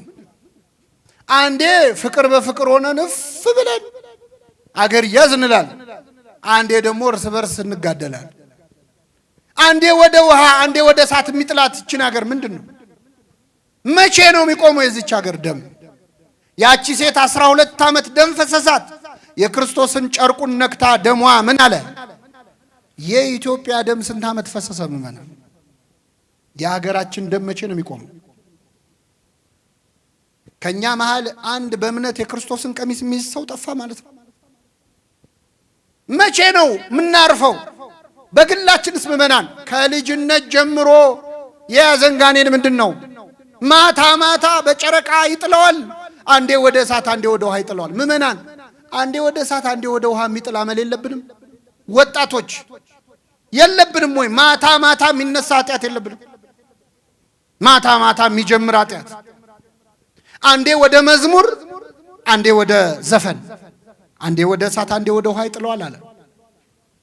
አንዴ ወደ እሳት አንዴ ወደ ውሃ የሚጥል አመል የለብንም ወይ? ዛሬ ጸበል እንጠጣለን፣ ነገ ሰክረን እናድራለን። አንዴ ወደ እሳት አንዴ ወደ ውሃ ይጥለዋል። ማታ ማታ በጨረቃ ይነሳበታል። ሲመሽ የሚጀምሩ ኃጢአቶች የሉም ወይ? ማታ ማታ የምንሰራቸው ከዚህ በኋላ አልሰራውም ከዚህ ሱስም አላቀቃለሁ ብለን ተመልሰን የምንገባበት የለም ወይ? ክርስቶስ ብቻ ነው ከእንዲህ አይነት ነገር የሚያላቅቅ። ያቺ ሳምራዊት ሴት ምን አለችው? ጌታ ሆይ ወደዚህ ጉድጓድ ተመልሼ እንዳልመጣ አለች። ድጋሚ ውሃ እንዳልቀዳ እባክህ ያንተን ውሃ ስጠኝ። ክርስቶስ ለሁላችን የእሱን ውሃ ይስጥ። አልመጣም፣ አልጠጣም፣ አልሰክርም፣ አላጨስም፣ እንዲህ አላረግም ብለን እዛው ጉድጓድ ላይ የምንገኝበት የምንመላለስበት ጉድጓድ የለም ወይ? ተመልሼ ወደዚህ ጉድጓድ እንዳልመጣ እግዚአብሔር የምንሄድባቸውን ጉድጓዶች እሱ ያውቃቸዋል። በጠራራ ፀሐይ ጭምር መጥቶ ያናግረናል። ከዚያ ጉድጓድ የሚያስቀር የህይወት ውሃ ለሁላችን ይስጣል። ማታ ማታ ምን እንደሚጥለን ያውቃል። በጨረቃ ምን እንደሚነሳብን ያውቃል። ይህ አይነቱ ጋኔል ያለ ጾም ያለ ጸሎት አይወጣም። የሆነ አልተው ያላችሁ አመል የለም ወይ ምእመናን? አሁን አብይ ጾም እየገባ ነው። የቱን ጋኔል ነው የምትነቅሉት? በዚህ ጾም ካለ ጾም የማይወጣ ጋኔል አለብን። ከልጅነቱ ጀምሮ የተባለ አለቀን ያለ ያደገብን አመል አለ። ክፉ አመል፣ ስድብ ሊሆን ይችላል፣ ሐሜት ሊሆን ይችላል፣ ዝሙት ሊሆን ይችላል። ይህ አይነቱ ጋኔል ያለ ጾም ያለ ጸሎት አይወጣም። እግዚአብሔር ይህንን ጾም አንዳች ክፉ አመላችን የሚነቀልበት ያድርግልን። ጾም ምንድን ነው? እንግዲህ አሁን በዚህ ዘመን የምንኖርበት ዘመን የካፒታሊዝም ዘመን ነው። ሰውም ደግሞ አይምሮው የሰጥቶ መቀበል መርህ ነው ያለው። ምን አገኛለሁ እያለ ነው የሚኖረው ማለት ነው። ጾም ጾሜ ምን እጠቀማለሁ ነው። ስለዚህ ጥቅሙን ብነግራችሁ በመጣችሁበት መንገድ የምትጠቀሙበትን ነገር በዚህ ዘመን አንድ ነገር ሲያደርግ ሰው ምን ይጠቅመኛል ነው የሚለው። ጭንቅላቱ ሁሉ በመንፈሳዊ ሕይወት እንኳን ሳይቀር የንግድ ሐሳብ ነው ያለው። ጸበሎቹን እንኳን መድበን እንኳን እየጨረስናቸው ነው። የእንትና ጸበል ለእንትን ይጠቅማል፣ የእንትና ጸበል ደግሞ ለእንትን ጥሩ ነው እያለ እና ምንድነው ለሆነ ነገር ምን ይጠቅመኛል ነው የምንለው። እኔ ግን የማሳያችሁ መንፈሳዊ ጥቅሞቹን እንድናውቀው ነው። ጾም በራሱ ምንድነው ነው? ጾም ምንድነው? ጾም እንደምታውቁት መከልከል ማለት ነው። ጾም ብሂል ተካልኦተ ብእሲ እመብል ወኃጢአት። ጾም ማለት ከኃጢአትና ከምግብ መከልከል። ጾም ቢባል ቃል በቃል ሲተረጎም ጾም ማለት መከልከል፣ መታቀብ፣ መሰብሰብ፣ መቆጠብ ማለት ነው። መከልከል፣ መታቀብ፣ መቆጠብ፣ መሰብሰብ ነው ጾም ማለት። ይሄ ቃል በቃል ሲፈታ ቃል በቃል ጾም የሚለው ግሱ ዝም ብሎ ሲፈታ ቃሉ እንዲህ ይፈታል። መንፈሳዊ ትርጉም ሲሆን ደግሞ ከኃጢአት ከምግብ በታወቀ ጊዜ በጊዜ ውቅ በታወቀ በተለካ በተሰፈረ ጊዜ ከመብልና ከኃጢአት መከልከል ጾም ይባላል። ለምንድን ነው ጾም የምንጾመው ነው? ጾም የሰው ልጅ የተፈጠረለት ዓላማ ነው። ይገርማችኋል የእግዚአብሔር ቤተሰቦች፣ ሰው የተፈጠረው ለመብልን አይደለም፣ የተፈጠረው ለጾም ነው። እና የምንጾመው ለምንድን ነው ካላችሁ ሰው ለመሆን ነው የምንጾመው። ሰው ለመሆን ነው የምንጾመው። ሰው የተፈጠረ ለጾም ነው። ኦሪት ዘፍጥረት ምዕራፍ 1 ቁጥር 26 ላይ እግዚአብሔርም በመጀመሪያ ሰማይና ምድርን ፈጠረ ይልና ምዕራፍ 1 ቁጥር 1 ላይ ምዕራፍ 1 ቁጥር 26 ላይ ምንድን ነው የሚለው? ንግበር ሰብአ በአርአያነ ወበአምሳሊነ፣ እግዚአብሔርም ሰውን በአርአያውና በአምሳላችን እንፍጠር አለ። በአርአያችን በአምሳላችን እንፍጠር አለ ይላል። ታውቃላችሁ፣ ይሄን ጥቅሱን የማታውቁት ነው አይደለም። ሰውን በመልካችን በአርአያችን እንፍጠር አለ። እግዚአብሔርን መስለን የተፈጠር ነው። እግዚአብሔር ይበላል አይበላም? ምእመናን እስኪ ተናገሩ እንጂ ይበላል አይበላም? አይበላም። እናንተ ዝም ብትሉ እኔ መሰክርለታለሁ። ይበላል አይበላም? አይበላም። ሰው ደግሞ በማን መልክ ነው የተፈጠረው? በእግዚአብሔር መልክ ነው የተፈጠረው። ስለዚህ እግዚአብሔር አትብሉ የሚለን እግዚአብሔር እንደዚህ ብሎ እንደ ክፉ ዳኛ እንዲያታርግ እንዲያርግ ብሎ አለቅነቱን ለማሳወቅ አምላክነቱን ለማሳወቅ እኛን መግዛቱን ለማሳወቅ አይደለም እንደዚያ የሚለን። እንደዚያ የሚለን ሰው በእግዚአብሔር አምሳል ስለተፈጠረ እግዚአብሔር ደግሞ የማይበላ የማይጠጣ ዘላለማዊ ሕያው ከምግብ ውጭ የሆነ በዘላለማዊ ባህሪ የሚኖር ስለሆነ ያንን በሱታፊ አምላክ በጸጋ እሱ በባህሪው ሕያው የሆነበትን መልክ ለኛ ስለሰጠን እግዚአብሔር በክብሩ የማይበላ እንደሆነ የሰው ልጅ ሲጾም የእግዚአብሔርን ክብር ይሳተፋል እና ምን ይሆናል? የሰው ክብሩ እግዚአብሔርን መምሰል ነው። አለመብላት እግዚአብሔርን መምሰል ነው። እግዚአብሔር አይበላም፣ እግዚአብሔር አይጠጣም።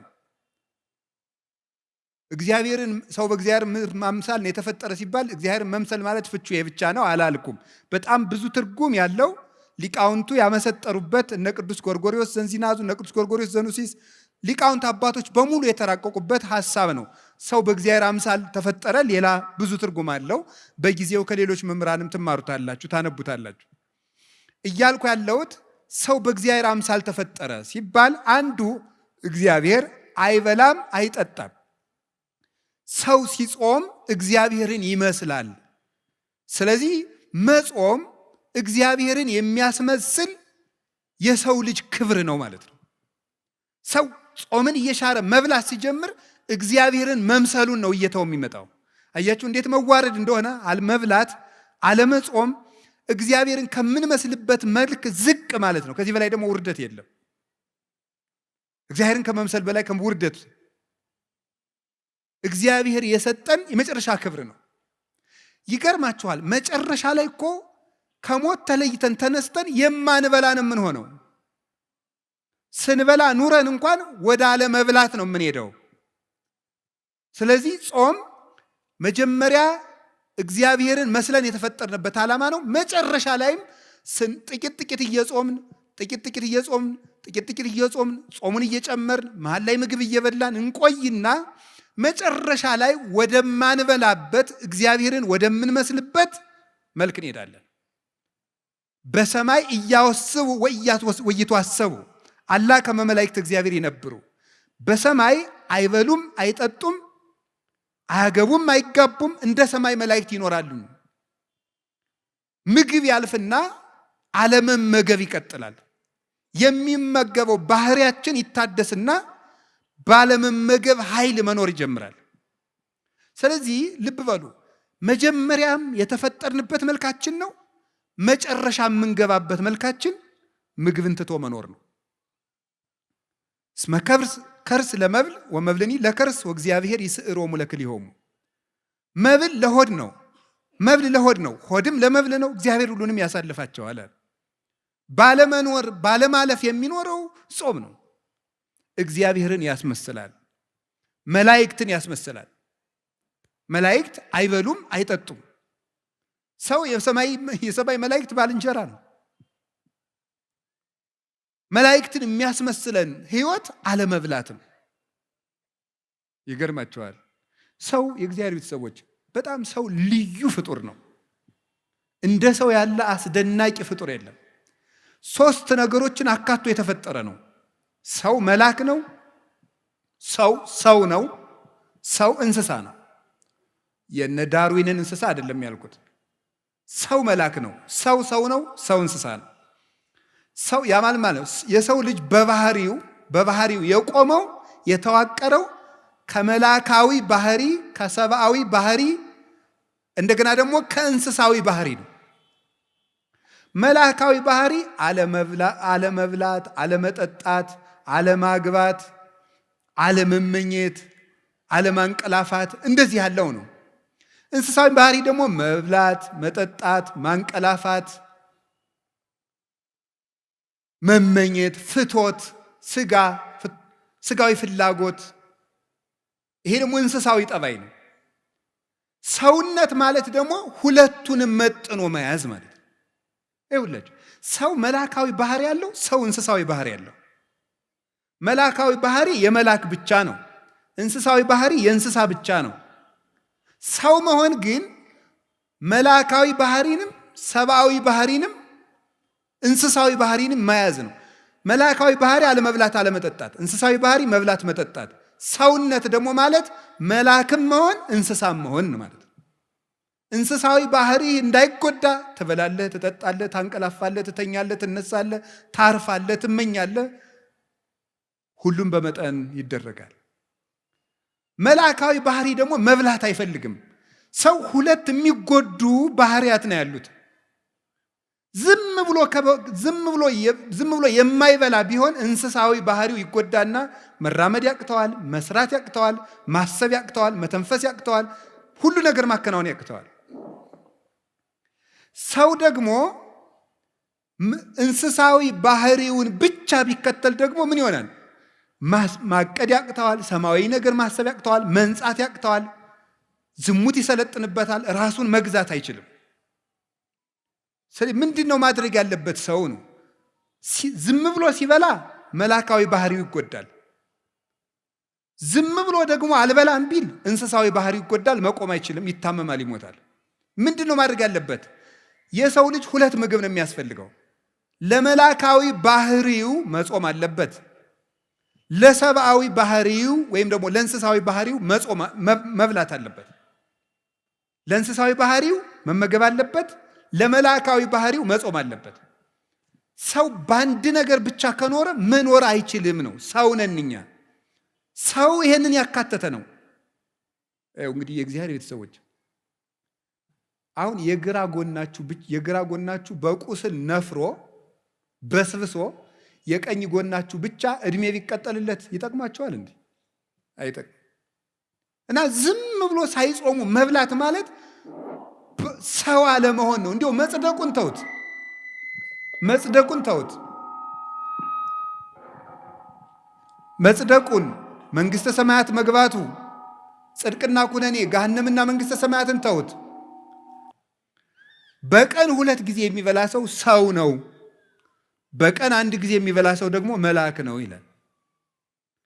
ይኸው እግዚአብሔር ቤተሰቦች፣ አሁን ሰው መብልን እየቀነሰ ሲሄድ መልአካዊ ባህሪውን የሚሰለጥነው የሚያቅደው ነገር የሚያምር ሰው የማይጎዳ ሀገር የሚጠቅም ራሱን የሚያሳድግ አይምሮ ሁሉ ደብዛዛ አይደለም፣ ስል ነው፣ የተሳለ ነው። አሁን እኮ ይገርማል። ሰው ማሰብ ስላቆመ ክሪቲካል ቲንኪንግ ስልጠና ይባላል። ምኑን ያስበዋል? ሰው 24 ሰዓት እየበላ ሰጥሟል እኮ። እንዴት አድርጎ ያስብ? አሁን እኮ ማሰብ አቁመን እኮ ነው ራሱ እየተበላለን ያለው። እንድናስብ ራሱ መጾም አለብን። አይምሯችን እየበላ ማሰብ አይችልም ነው የምላችሁ። እኔ እውነቴን ነው። ሐኪምም ካለ እዚህ መጥቶ መከራከር ይችላል። ሰው ዝም ብሎ እየበላ ቁጭ የሚል ከሆነ ማሰብ አይችልም። ደሙ ያለ መጠን ይመላል። የደም ዝውውር የሞቀ ነው። እንደዚያ ባለ ቁጥር ደግሞ ዝሙት ይሰለጥንበታል። የሚያስበው ምኞቱን ብቻ ነው። ትክክለኛ ሐሳብ ማሰብ አይችልም። እንዴ ግርም በደፈረሰ ውሃ ፊትን ማየት ይቻላል እንዴ? አይቻልም እኮ። ውሃው እኮ ሲጠራ ነው። እኛ እኮ አሁን ደፍርሰናል። መብላት መብላት መብላት መብላት። ደፍራሳ ጭንቅላት ነው ያለ እና የምናስበው ነገር ሁሉ ደፍራሳ ነው። የጠራ እቅድ የጠራ ህይወት መኖር ከፈልጋችሁ እንዲያው ክርስቲያን ባትሆኑ እንኳን ጾም ሰውነት ነው እንምላችሁ። ወደ ጽድቁ እንመጣበታለን። ጾም ሰውነት ነው። ወደ ጽድቁ ቅድም ነግሬያችኋለሁ። እግዚአብሔርን የሚያስመስል ነው። ጾም ሰውነት ነው። ሰው መሆን ከፈልጋችሁ ጾሙ። አውሬ መሆን ከፈለግ ብላ 24 ሰዓት። እንስሳ መሆን ከፈልግ እንዴ እባብ እንኳን እኮ ይጾማል። እባብ 40 ቀን ይጾማል። ስለዚህ እግዚአብሔር ሰዎች ጾም ምንድን ነው ከተባሉ የሰው ክብር ሰውነት ነው። ሰውን ሙሉ የሚያደርገው ሲጾም ነው። የማይጾም ሰው ሙሉ አይደለም፣ ጎደሎ ነው። ጾም ቅድም ነገርኳችሁ፣ 3 ነገር ነገርኳችሁ። እግዚአብሔርን ያስመስላል፣ መላእክትን ያስመስላል። አይበሉም አይጠጡም መላእክት። ሀዩ ከመመላእክት ይባላል። የመላእክት ኑሮ መላእክት እንደኛ ባልንጀራ የሚሆኑን ምግብ በቀነስን ጊዜ ነው። ታውቃላችሁ ትንቢተ ዳንኤል ምዕራፍ 9 ቁጥር 21 ላይ እኔ ዳንኤል እየጾምኩ እየጸለይኩ ሳለ ቀድሞ የማውቀው ሰው ገብርኤል እየበረረ መጣ። ወገሰሰኒ በጊዜ መስዋዕት ዘሰርክ፣ በሰርክ መስዋዕት ጊዜም ዳሰሰኝ። ወመጻይኩ ከመአለቡከ ጥበበ እስመ ብእሴ ፍቶት አንተ ምስጢር ሊነግሩ የምትገባ ሰው ስለሆንክ ምስጢር ልነግርህ መጥቻለሁ አለኝ። ቅዱስ ገብርኤል ወደ ዳንኤል ሲመጣ እየበረረ መጣ ነው የሚለው መጽሐፍ ቅዱስ። እየበረረ መጣ የሚለው እንደው ዝም ብሎ መጣ ለምን አይለውም? መላእክት የሚጾም ሰው ህይወት ያጓጓቸዋል። ባልንጀራው ነው። ከብት የሚሄደው ወደ ከብት ነው። በግ የሚሄደው ወደ በግ ነው። ፍየል የሚሄደው ወደ ፍየል ነው። አሞራ የሚሄደው ወደ አሞራ ነው። መልአክ የሚሄደው ወደ መልአክ ነው። ወደሚጾመው ሰው መጣ እየበረረ። መላእክት ወደሚጾም ንጽህና ወዳለው ሰው ለመምጣት ይጓጓሉ። ቅዱስ ገብርኤል ወደ ነቢዩ ዳንኤል ሲመጣ እየጓጓ ለምን? ጾመኛ ነዋ። ጥሬ እንብላ የሚል ጥሬ እየቆጠ የባቢሎን ምግብ ይቅርብኝ እንደዚህ ወዳለ ሰው መላእክት ደስ እያላቸው ነው የሚመጡት። አቡነ ገብረ መንፈስ ቅዱስ 562 ዓመት አልበሉም አይደለም? መላእክት እኮ ክንፋቸውን ለማልበስ ነበር የሚሻሙባቸው፣ ለመጋረድ እድል ለማግኘት ነበር የሚጓጉት። እና ምግብ ይሄ ያልታጠበ ዕቃ ተሐዋስያንን እንደሚሰበስበው ምግብ በተጠራቀመበት ሰውነት የሚሰበሰቡት አጋንንት ክፉ ሐሳቦች ናቸው የሚሰበሰቡት። በሚጾም ሰው ዙሪያ ደግሞ የሚሰበሰቡት መላእክት ናቸው። መላእክት ናቸው። ጌታችን መድኃኒታችን ኢየሱስ ክርስቶስ የማቴዎስ ወንጌል ምዕራፍ 4 ላይ እንደነገረን ወምዛ ሀደጎ ዲያብሎስ ወመፁ መላእክትን ዘያኩትጎ፣ ዲያብሎስ ፈተነውና አለ ምግብ አቅርቦ ጌታን ፈተነው። አልበላም ብሎ አሳፈረው። ዝርዝሩን መናገር ስላልፈለግኩ ነው። ፈትኖ አሳፈረው። እሱን ካባረረው በኋላ ምን ማለት መላእክት መጡ እያመሰገኑት ይላል። እዚህ ውስጥ ሊተላለፍ የተፈለገው ምንድን ይመስላችኋል? አንደኛው ሊቃውንቱ እንደሚተረጉሙት ጌታን ሰይጣን ራሱ አላሸነፈኝም መላእክት ተራርተውት ነው እንዳይል ነው ይላሉ። መንፈሳዊ ደግሞ ከኛ ጋር የሚሄድልን ምንድን መሰላችሁ? ዲያብሎስ ጌታን በትኩስ ዳቦ ከፈተነው በኋላ ጌታ ድል ከነሳው በኋላ መላእክት መጡ አለ። ምን ማለት ነው? የስስትን ሰይጣን ብሉ ብሉ ብሉ ብሉ እያለ የሚፈትነውን ጾም ለማስፈረስ የምግብ ሽታ እያመጣ ምግብ የሚጋብዙ ሰዎችን እያመጣ የሚፈትነውን ሰይጣን ወደ አሸነፈ ሰው መላእክት ይመጣሉ ማለት ነው። መላእክት ይመጣሉ። ጌታ ያንን ዳቦ ድንጋዩን ዳቦ አድርገህ ብላ ብሎት እሱን ሰው በእንጀራ ብቻ አይኖርም ብሎ ካሳፈረው በኋላ ነው መላእክት የመጡት። ስስትን ካሸነፋችሁ መላእክት ወደ እናንተ ይመጣሉ ለማለት ነው። የስስት ሰይጣን የሚባል አለ። የስስት ሰይጣን የሚባለው ብሉ ብሉ የሚልና በጾም ጊዜ የምግብ ሽታ የሚያመጣ ነው። ይገርማችኋል። ጾም ሸቷችሁ የማያውቀው ሻይ ጠዋት ነው የሚሸታችሁ። የጾም ዕለት ማለት ታይቶ የማይታወቅ ጓደኛ የዚህ ያለት ምሳ እንብላ እያለ ሊመጣ ይችላል። ይህን የሚያመጣው የስስት ሰይጣን ነው። በሰዓቱ ቢቀርብልን የማንበለውን ያደረ ወጥ ማልዳ እንድንበላው ያደርጋል። እንዲህ የሚያደርግ ማን ነው? የስስት ሰይጣን ነው። ለዚህ ነው መጽሐፈ መነኮሳት ምግብ አትርፈህ ከበዓትህ እንዳታሳድር የሚለው። የስስት ሰይጣን ማለዳ ብላው ብላው ሊያሰኝህ ይችላል። ማስጎምጀት ነው። በቃ ማጓጓት፣ ታንቄ ልሙት የሚያስብል ብሉ ብሉ ብሉ። እንደው ምግቡን ጨርሶ ሲጨርስ ንጉሠ ነገሥትነት የሚሾም የሚያስመስል የሚያጓጓ ሰይጣን አለ። ያንን ካሸንፋችሁ የመላእክት ዘመዶች ትሆናላችሁ። ከዚያሳ ዳንኤል ጾመ፣ ቅዱስ ገብርኤል መጣ። ምን አለ? ዳሰሰኝ ከንፈሬን አለ። ምን አደረገ? ጥበብ ገለጸልኝ። የ490 ዓመት ማህተም ተረጎመለት፣ ትንቢት ተረጎመለት፣ ምስጢር ነገረው፣ ልብ ሰጠው። አሁን ልብ ያጣነው ጾም ትተን ዳንኤል ጾመና ነቢዩ ምንድን ያለው? ቅዱስ ገብርኤል ለዳንኤል ምንድን ያለው? መጻይኩ ከማለቡከ ወዜኑ ከጥበበ፣ ጥበብ ልነግርህ፣ ልብ ልሰጥህ፣ ማስተዋል ልነግርህ መጥቻለሁ። አሁን የምንዘነጋ መጽሐፍ እየተመለከትን እንቅልፋችን የሚመጣ ማስተዋል የማንችል የተሰበክነው ስብከት እዚሁ እንደ ቆሎ ረግፎ የሚቀር እቤታችን አንጠልጥለነው እንዳኔል የሚያደርግ ምንድን ነው? ስለማንጾም ነው። ስንፍና፣ እንቅልፋምነት የምን ውጤት ነው? ያለ መጾም ውጤት።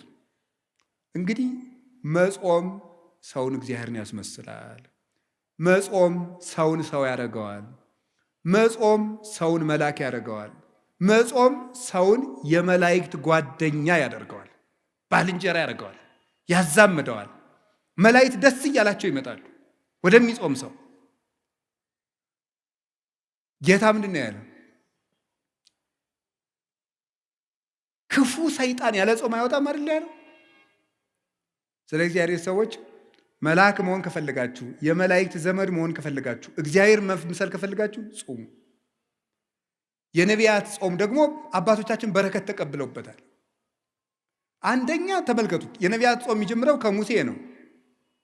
ሙሴ 40 ቀን ጾሟል። 40 ቀን ሲጾም ምንድን ነው ያደረገው?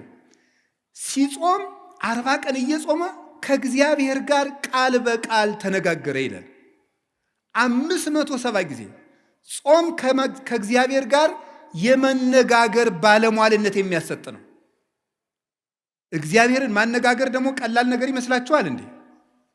አንድ ትልቅ ሰው እንኳን ሊያነጋግራችሁ ቀጠሮ ሲይዝላችሁ እንዴት ነው ደስ የሚላችሁ? እግዚአብሔርን ቃል በቃል እንደ ጓደኛ 570 ቃላትን እንዲነጋገር ያደረገው ምንድን ነው? ጾም። ጾም ምን ይጠቅማል ብትሉ ይሄ የነቢያት ጾም፣ አሁን ህዳር ጾም የምንለው የምንጾመው ከእግዚአብሔር ጋር የሚያነጋግር ጾም ነው። እንግዲያው ከእግዚአብሔር ጋር መነጋገር የሚፈልግ ይጾም። ከሰይጣንና ከስጋው ጋር መነጋገር የሚፈልግ ደግሞ ይብላል። ምርጫው እናንተ ነው። ሙሴ ይሄንን ጾም ጾሞ እግዚአብሔርን አነጋገረ። ከዚህ በላይ እድልስ አለ ወይ ነው? እግዚአብሔርን ከማነጋገር በላይ ምን እድል አለ? እግዚአብሔርን ለማነጋገር 100 ዓመትስ ብንራብ እግዚአብሔርን ማነጋገር እኮ የነፍስ ጥጋብ እኮ ነው። እግዚአብሔርን ማየት፣ እሱን መስማት። አጸም ዘይነብበኒ እግዚአብሔር አምላኬ እስመ ውእቱ ይነብብ ሰላም ለሕዝቡ። እግዚአብሔር ንግግሩ ሰላም ነው፣ ልብን የሚያረጋጋ። የእግዚአብሔር ንግግር የሞት ማሰሪያን የሚቆርጥ ነው። ተራራን የሚያንቀጠቅጥ ባህሩን የሚከፍል አናብስትን የሚለጉም እሳትን ጸጥ የሚያደርግ መቃብርን ሳይከፈት ሙት የሚቀሰቅስ ነው። ጌታችን ኢየሱስ ክርስቶስ አልዓዛርን የቀሰቀሰው በቃሉ ነው። እግዚአብሔርን መስማት ትልቅ ነገር ነው። እንግዲህ እግዚአብሔርን መስማት ከፈለጋችሁ ጾሙ እስከ 9 ሰዓት። ሰዓቱ ይቀነስልን። መብራት ኃይል ልትከፍሉ ስንት ሰዓት ነው ወረፋ የምትይዙት? ይቀነስ በሉና እስቲ ይቀንስላችኋል። አይ ወረፋው ረዝሟል ብላችሁ እስኪ ኑ። አይ ወረፋው በዛ አልከፍልም ብትሉ ምን ይሆናል? እኔ አላውቅም የሚሆነውን ከተማ ስለማልኖር ሳስበው ግን የሚሳካ አይመስለኝም። ወረፋው ረዝሟል እስቲ ይቀነስ። ወደ ነው ምን ይደረጋል? ኑሮ አይደል እያላችሁ ነው የምትሰለፉ። እና ይሄም ኑሮ ነው እንግዲህ ኑሮ ነው። እስከ 9 ሰዓት ሰልፍ በሉ እግዚአብሔርን ለማግኘት። እንዲያው ለምን ቀኑ ሙሉ አንራብ? አሁን ሸክም አይደለም፣ እግዚአብሔር ሸክም እያከበደብን። አሁን ብዙ ሰው የሚመስለው ከኢትዮጵያ ኦርቶዶክስ ተዋሕዶ ቤተክርስቲያን ውጭ የሆነ ሰው የሚያስበው ምንድን ነው?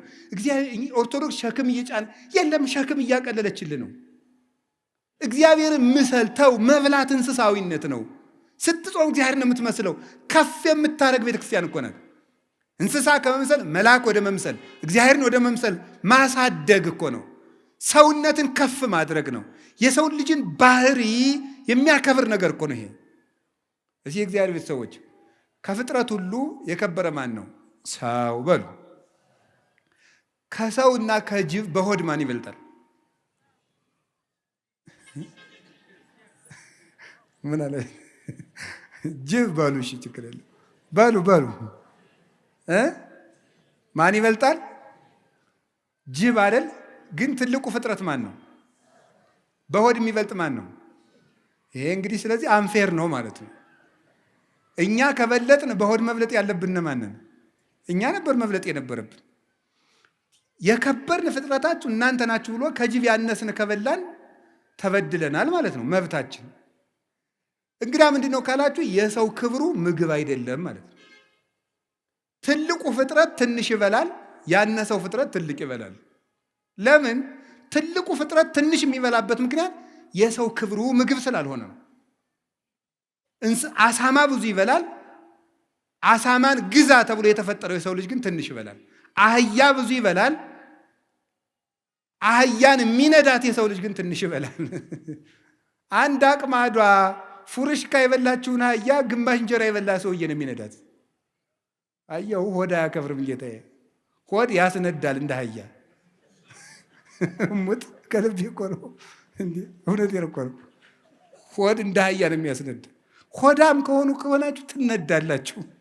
እውነቴን ነው። ገባችሁ? ሆድህን ከቀነስክ ትመራለህ ማለት ነው። ሆዳም ከሆንክ ትነዳለህ። እንደዚህ ነው የምትሆነው። ሆዳም ሰው ምንጊዜም እንደተነዳ ነው የሚኖረው። የራሱ ሀሳብ የለውም። አህያ ምን ሀሳብ አላት? መንዳት ነው።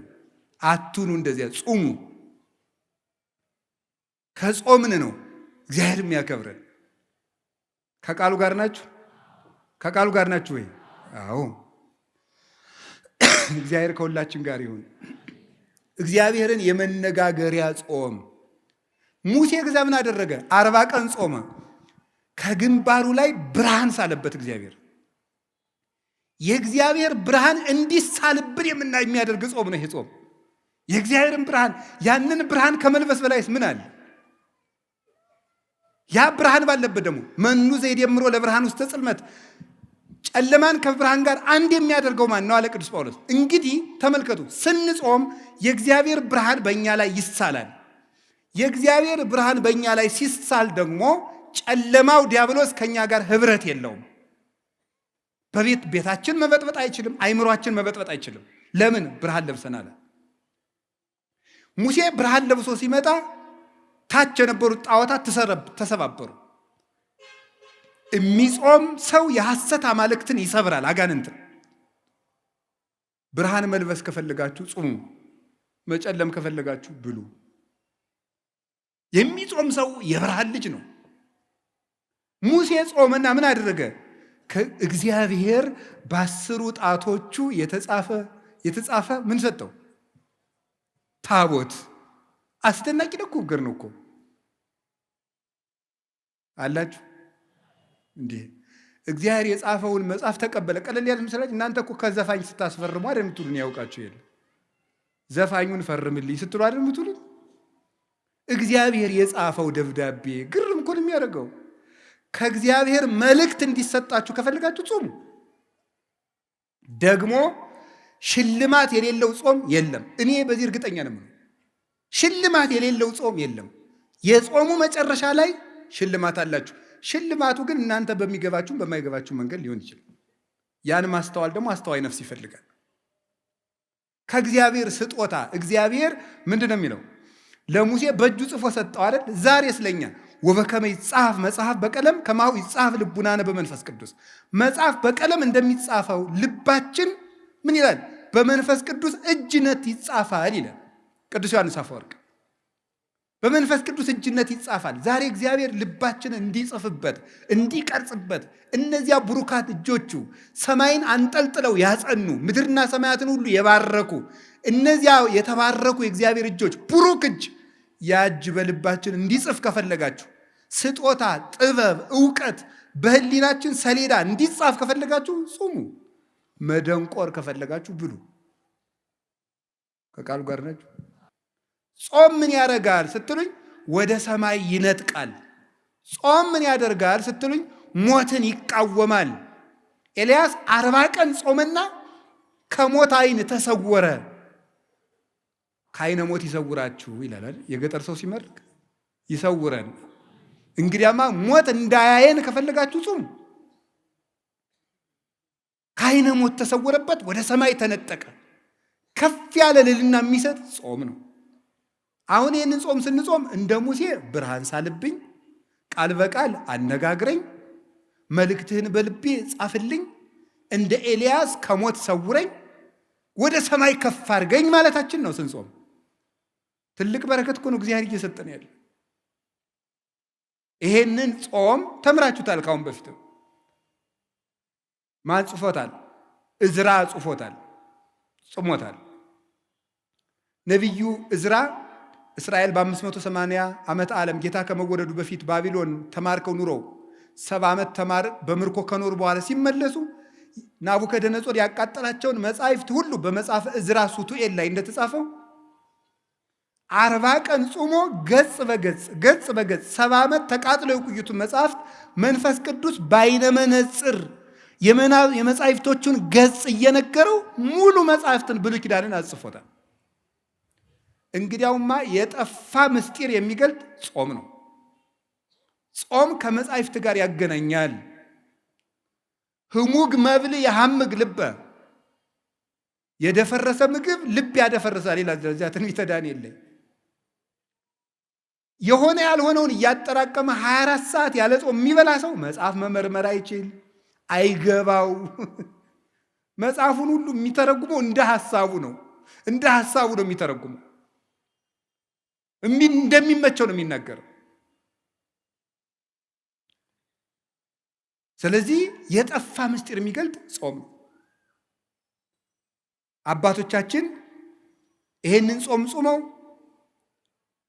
ብዙ በረከት አግኝተውባታል። ሞትን ተቃውመዋል። አስቴር ይሄንን ጾም ጾማለች 3 ቀን። አስቴር 3 ቀን በመጾሙ ያገኘችው ምንድን ነው? በ127 ሀገሮች በሙሉ ተበትነው የነበሩ የሞት ደብዳቤ የተጻፈባቸውን ወገኖቿን ከሞት አድናለች።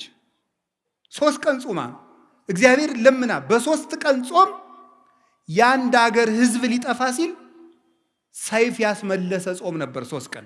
እኛም ይህንን ጾም ስንጾም በሀገር የሚመጣ ሰይፍ ይመለሳል። ደም እናደርቃለን። ስንጾም በሚገባውን ታርቀን ይቅርታ ይዘን በተሰበረ ልብ ከጾም ሰይፍ ይመለሳል። የሀገር ሰላም ይመጣል። ወገን እንዳይጠፋ እናደርጋለን። ይሄ ነው። ይሄ ጾም ምን ያደርጋል? የአስቴር ጾም ምን አደረገ? በንጉሱ ፊት ግርማ ሞገስ ሰጣት። የአሕዛብ ሚስቶች ባሎቻቸው ሳይጠሯቸው ከመጡ ይገደላሉ። 3 ቀን ጾመችና እግዚአብሔር ወይ ግርማ ሞገስ ስጠኝ አለችና ንጉሱ ሳይጠራት ከንጉሱ ቤት ሄደች። በደስታ አነጋገራት። በሚገላት ንጉሥ ፊት በምትገደልበት ርዕሰ ጉዳይ ሽራ ሂዳ ግርማ ሞገስ ያገኘችበት የ3 ቀን ጾም ነው። ግርማ ሞገስ፣ መወደድ። ግርማ ማለት በመጽሐፍ ቋንቋ ብዙ ትርጉም፣ መፈራት፣ መወደድ፣ ባለሟልነት ተብሎ ይተረጉማል። መወደድ ራሱ እንዲያውን አንዳንድ ሰው አለ እኔ እንዲያው በየሄድኩበት ሰው አይወደኝም የሚል ሰው ጾም። እውነቴን ነው። አስቴርን እኮ አሕዛባዊ ንጉሥ ወዷታል።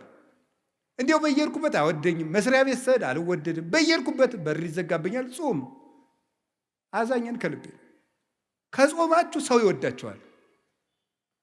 ከጾማችሁ መልአክ አለላችሁ። ያ መልአክ የንጉሱን ልብ ያራራዋል፣ ይንደዋል፣ እንደ ሞላው እንደ ኤርትራ ባህር ይከፍለዋል ልቡን። እናንተ በዚያ መሃል ሰንጥቃችሁ ትሻገራላችሁ። መወደድ ይሰጣል እግዚአብሔር። በጾም መወደድ ይገኛል። መወደድ፣ መታፈር፣ መከበር። ጭብጥ የማታክሉ ሰዎች ናችሁ፣ እንደ ሺህ ትፈራላችሁ ስትጾሙ ነው።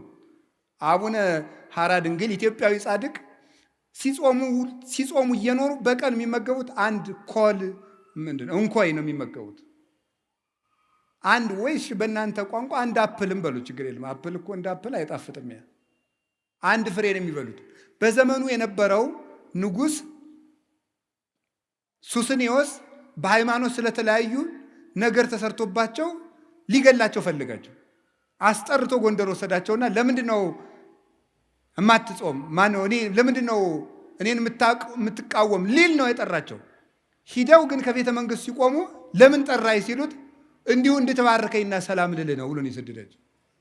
ለምንድን ነው እንደዚህ ያደረገ ሲባል ግርማ ሞገስ፣ የተራቡለት ክርስቶስ፣ የተጠሙለት ክርስቶስ፣ እናት አባት የተውለት ክርስቶስ፣ ብቻቸውን የተሰቃዩለት ክርስቶስ፣ ከፍቶታት እኮያት፣ ከአጣውር ኩሳት፣ ከስጋ ጋር፣ ከአጋንንት ጋር፣ ከአራዊት ጋር፣ ከብርድ ጋር፣ ከፀሐይ ጋር፣ ከብቸኝነት ጋር፣ ከስደት ጋር የታገሱለት ክርስቶስ ግርማ ሞገስ ሰጣቸው። እናንተ ተከሳችሁ በሄዳችሁ ጊዜ እናንተ የምትናገሩ አይምሰላችሁ፣ የሰማይ አባታችሁ መንፈስ በእናንተ ላይ ይናገራል ያለው ተፈጸመላቸው። ወመምህር ዘይትቃወም ለነ፣ የሚከራከርልን መምህራችን ክርስቶስ ነው የተባለ ልጅ ነው። አንደበት ይሆንለት ዝግ የሆነው አንደበታችሁ በተከሰሳችሁበት እየሰረቃችሁ ተከሰሱ አላልኩም። በምትገደሉበት አፍ ስም ግርማ የሚሰጥ ጾም ነው። የሚንበለበል ሰይፍ የሚመልስ ምንድን ነው? ጾም ነው። እንደዚህ ብቻ አይደለም። የሁል ጊዜ ስቃይ አውሬ የሆነው ሃማ የተገደለው በአስቴር ጾም ነው። ይገርማል። ጾም ማለት ያለ ሰይፍ የሚዋጉበት ረቂቅ የብርሃን ሰይፍ ነው። አስቴር ወገኖቿን የሚጨርሰውን ሃማን ለመጋደል ሰይፍ አልታጠቀችም፣ ጾመች።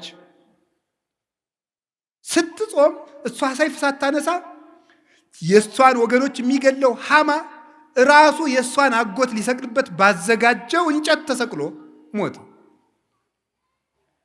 ለሚመለስ ጠላት ልብ የሚሰጥ ልቡ ለደነደነ ጠላት ደግሞ የሚዋጋ ሰይፍ ጾም ነው። ዮዲት የምትባለው 3 ቀን ጾማ ነው የእስራኤልን ጠላት ንጉሥ ያሸንፈችው። ጾም ጠላት ያሸንፋል። ይሄ ብቻ አይደለም።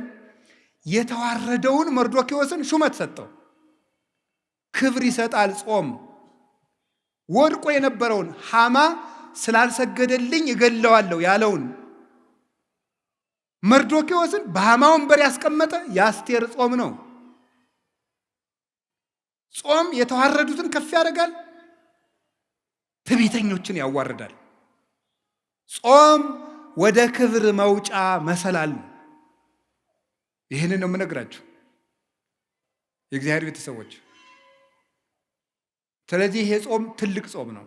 ክርስቶስን ለማግኘት የተረሃቡት ረሃብ ነው።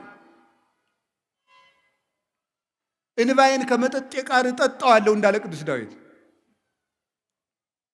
እንባውን ከሚጠጡት ጽዋ ጋር እያንጠበጠቡ እየጠጡ አምላኬ አምላኬ ገይሳቤከ ጸማት ነፍሴ ለከ፣ አምላኬ ወደ አንተ ገሰግሳለሁ ነፍሴ አንተን ተጠማች እያሉ ማይዜ እበጽሕ ወእሬ ገጾ ለአምላኬ የፈጣሪን ፊት የማየው መቼ ነው እያሉት ፈጣሪን ፊት መቼ ነው የማየው?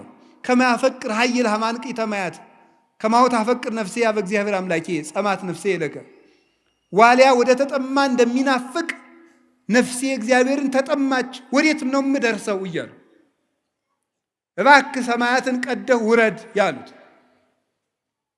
እንደ ፌቆን ተንስ ወተመሰላለ ወይጠል እኔን ለማዳን ስትመጣ እንደ ፌቆ እንደ ዋላ እየዘለልክና ይላል መኃልየ ዘሰሎሞን ላይ። ልጅ ወንድሜ በተራሮች ላይ እየዘለልክና ያ ውሃውን ለመጠጣት እየቸኮለ ተራራውን መር እያለ ሰፊውን መሬት እየቆነጠረ እንደሚወርደው በስጋ የምትዛመደኝ ወልዶ ኃይል ክርስቶስ እኔን ለማዳን ወደዚህ ምድር ስትመጣ እንደ ፌቆ እየፈጠንክና አትቅርብን፣ ስጋ ለብሰህ አድነን፣ በምሕረት ተመልከተን ብለው የለመኑት የተስፋ ጾም ነው።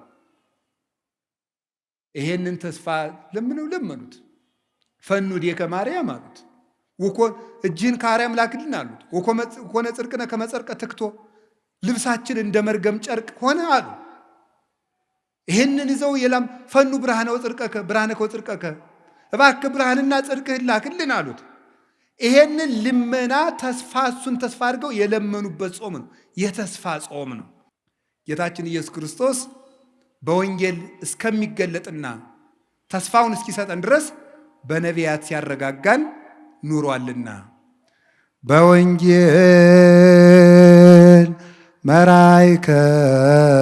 መራይከነ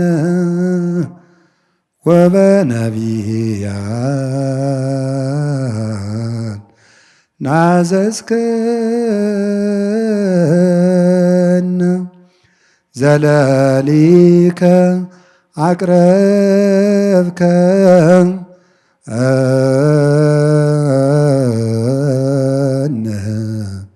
ስብሐት ለከ ወስብሐት ለእግዚአብሔር። ይቆየን።